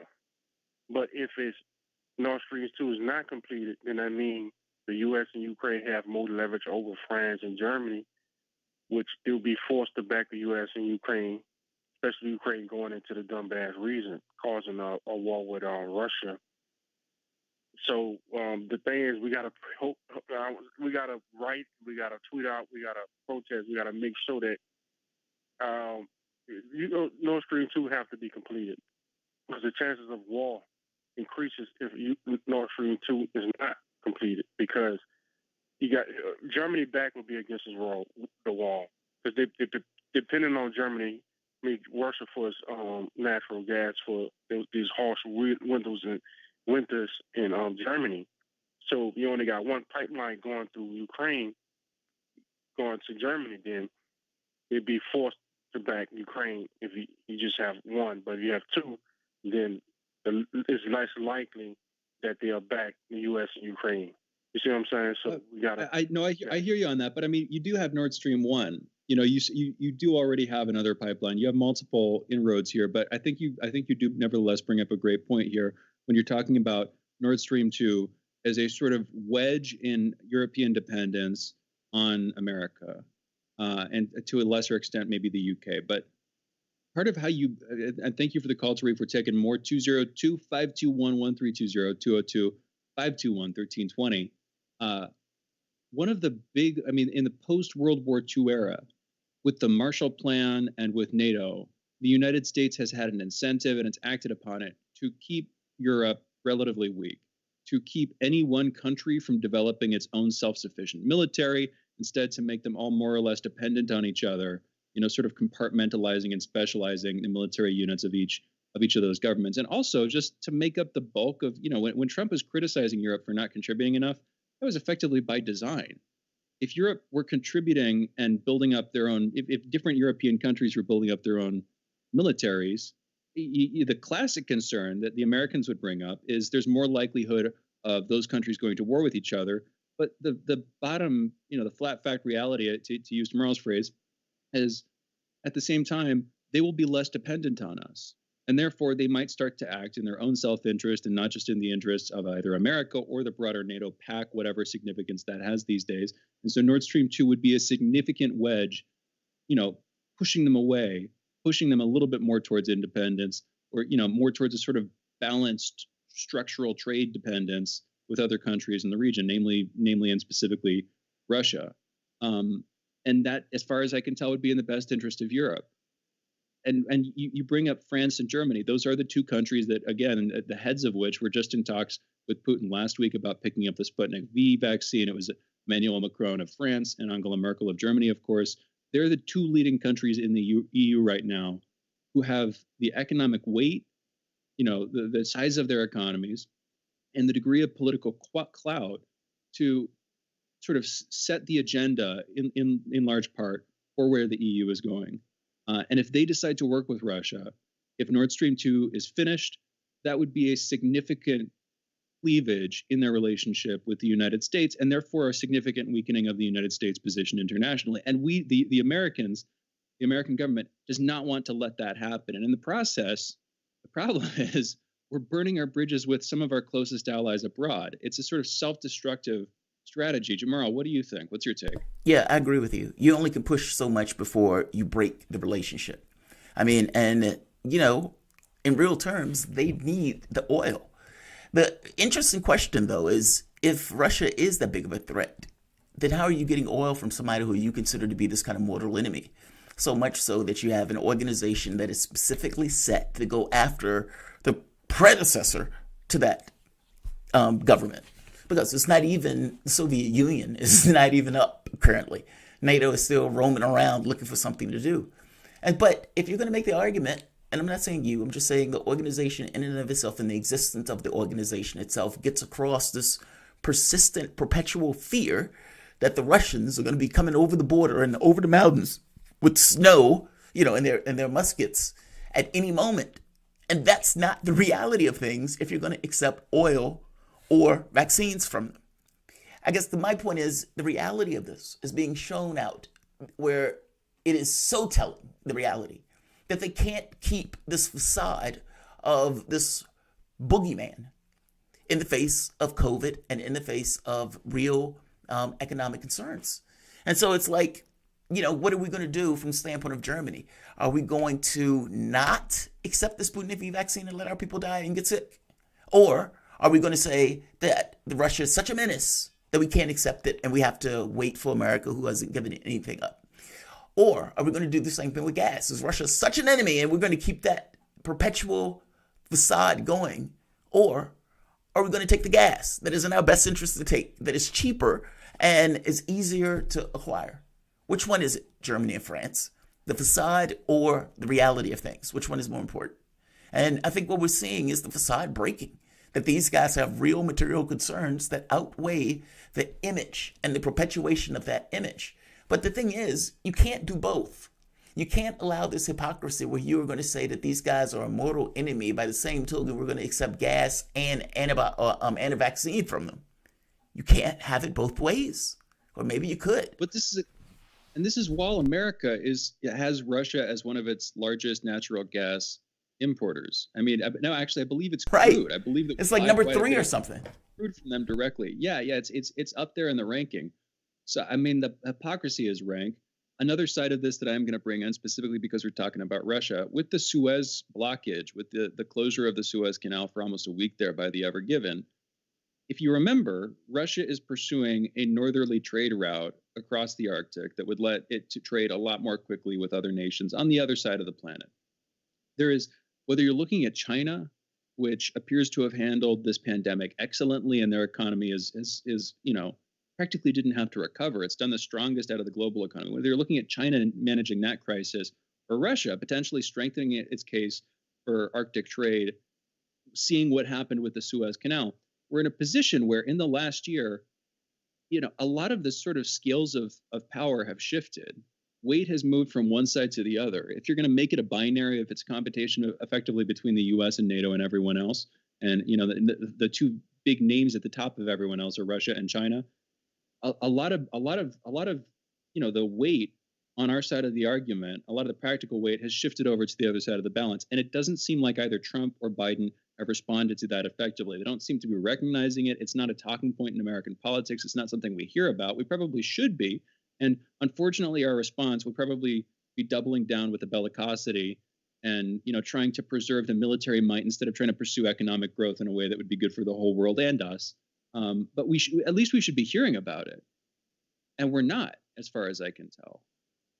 Biden, that's not in talks, I'm sure, between Wang Yi and Antony Blinken, famously in Alaska, between, effectively China's top foreign official and America's top foreign policy official, that kind of thing came up, and China was seeking a sort of even-keeled, egalitarian, field in its relationships with the United States. That was sort of the atmosphere during those talks. But in the American media, in terms of what the American public is paying attention to, we're not hearing about it. And we should be, because it's vitally important for us if we decide to get into a world war, if we make it more serious. We've got to close this out here, Jamarl. Any last thoughts? No, I think you're right. I mean, there needs to be more honesty in our media. That's all. So that's why I hear you. And we're here. We are here every day providing it to you. Real quick rundown of today's show, folks, before we close, so you can go back and check it out. At 7:30 about this morning, we spoke with Lou Elizondo. This was a pre-recorded Jamarl's great interview talking with the former head of the ATIP program about unidentified aerial phenomena, what he experienced and what he's seen. At 8:30 last hour, we spoke with Steve Grumbine about Biden's corporate tax increase. Then at 8:45, we spoke with John Kiriakou about the prospect of Iran and the United States coming together over the JCPOA. We just finished up a conversation with Lee Stranahan on Ukraine and Russia, ongoing escalation of tensions in the region. And now we've got to close this show out, folks. I want to thank you for listening. I want to thank Jamarl Thomas, my co-host, for co-hosting. Thank you, engineer Andre, for engineering. We will be back tomorrow, folks, signing off Fault Lines with Thomas and Stranahan. See you on the other side. Hey, Fault Lines with Thomas and Stranahan, another one in the record books. Great show. And yeah, shout out to Elizondo, man, for coming on the show. I really do appreciate it. So let's see. We have, there it is. We have comments. So John Wary Jr. Purvis Payne has been pretty much found innocent by the Innocence Project, but the governor of Tennessee and district attorney of Shelby are still trying to execute the man on April 9th of this year. The Innocence Project basically goes over the evidence, if I remember correctly. It goes over the evidence and makes a determination, basically tries to determine whether people are innocent or guilty that are on death row. Prosecutors are remiss to take some person and admit their failings because, after all, having to admit your failings means that there could be more than one. And the last thing you want, ideally, is to know that you sent somebody to jail or the electric chair that was potentially innocent. It is easier to harden your point of view and say, I don't buy it, I don't believe it, the guy did it, etc., etc., etc., as opposed to dealing with the real honest reality that that guy might be entirely innocent and that what you've tried to charge him with might be bogus. There have been plenty of cases where the evidence wasn't on the side of the prosecutor, where it looked like this person actually indeed was innocent and that there were various people that played overly influential roles in the case that were dubious at best. I don't know the entirety of this case, so don't misunderstand me. This is not an affirmation or condemnation one way or the other. It's more so making the point that the precedent exists. The precedent clearly exists. So I wouldn't be shocked in the least if they were trying to go through with something like that. Like I said, they are remiss to admit their failings. Pop Reality. Pop, what's up? Ask him about who humans are. I don't understand that one. And he wasn't going to go, I couldn't push him too far. Like, you can only push him up to the point where he would basically say, all right, I can't answer that. And look, you would find that I would ask him a question and he would dance around the question. Like when I said, how many digits do they have? And is there something that can be explained to you? Like if you find, let's say this, if you're analyzing it and you're trying to get the composition and all of this other stuff, is there something that the cup tells you about the people who made the cup? Does it tell you anything about the size of their hands? Would you even know that this is a cup? Would you think that it is something else and has some other function? Do you know what the top is for? Do you think the chemical composition of the top and everything else? Like, is there something about whatever technology that you have at your disposal that gives you context? Like, is there something in the chip that has 6 digits? That would give you implication of 6 fingers. I should have asked, are there more than one? Like, trust me, there are a lot more questions that could have been asked. It just ran up against the time scale. But yeah, that's where I was going with the questions, that we're going to get more involved. But I was greatly proud of that interview. That was probably the best interview I think I've given. The full interview is on my own page if anybody wants to see it. But no, one of the best interviews I gave. And Lou, that's the best interview I've ever seen of him when I look back over it. And look, I'm honest enough for myself to know when I fuck it up. And I was greatly concerned about this interview all week because I wanted to nail it. I wanted it to do well. I wanted it to be an addition to what the UFO community was looking for in regards to Lou and the questions he got. Because sometimes the questions seem to be repetitive and don't answer at least the things that I wanted to know and the things that I was thinking about. Yeah, that's all. And there were mistakes, but all things being equal, I accomplished my objectives. I didn't realize that he was going to ask some of the questions in the way that he asked. And in retrospect, I wish I would have asked it in a different way. The question about what would you ask the president? Well, it's not about what would you ask the president. If the media was asking, I should have said, what should the media be asking the president right now? That's a different question. So that's one point. On the other point, this idea of, what is something that you deem to be one of the most important things? His answer for that was, I eventually pushed him on it where he came around to the notion of the secrecy in and of itself is problematic. And so that was fine. He answered that part. The other question, I asked in somewhat of a weird way. It should have been, with the ships being as small as they are, is there a base nearby? I hit it obliquely when asking, are they from somewhere else or are they from here? And he kind of made the point of saying, look, it could be something weirder than that. I don't know if he was talking about tunnels. I don't know if he was talking about quantum mechanics. I mean, he did say quantum mechanics, but I don't know if he was talking about this kind of teleportation stuff, or creating some kind of conduits in space. I don't know. That one is somewhat unclear to me. But he's basically making the argument that, look, it may not be one or the other. It could be something weirder, or in between. So there was that. But all things being equal, I thought he tried to answer the questions to the degree that he could. And questions that got too close. My goal was to get a nanometer away from what he couldn't tell me. I think that was accomplished. So no, I appreciate Lou coming on to have the conversation.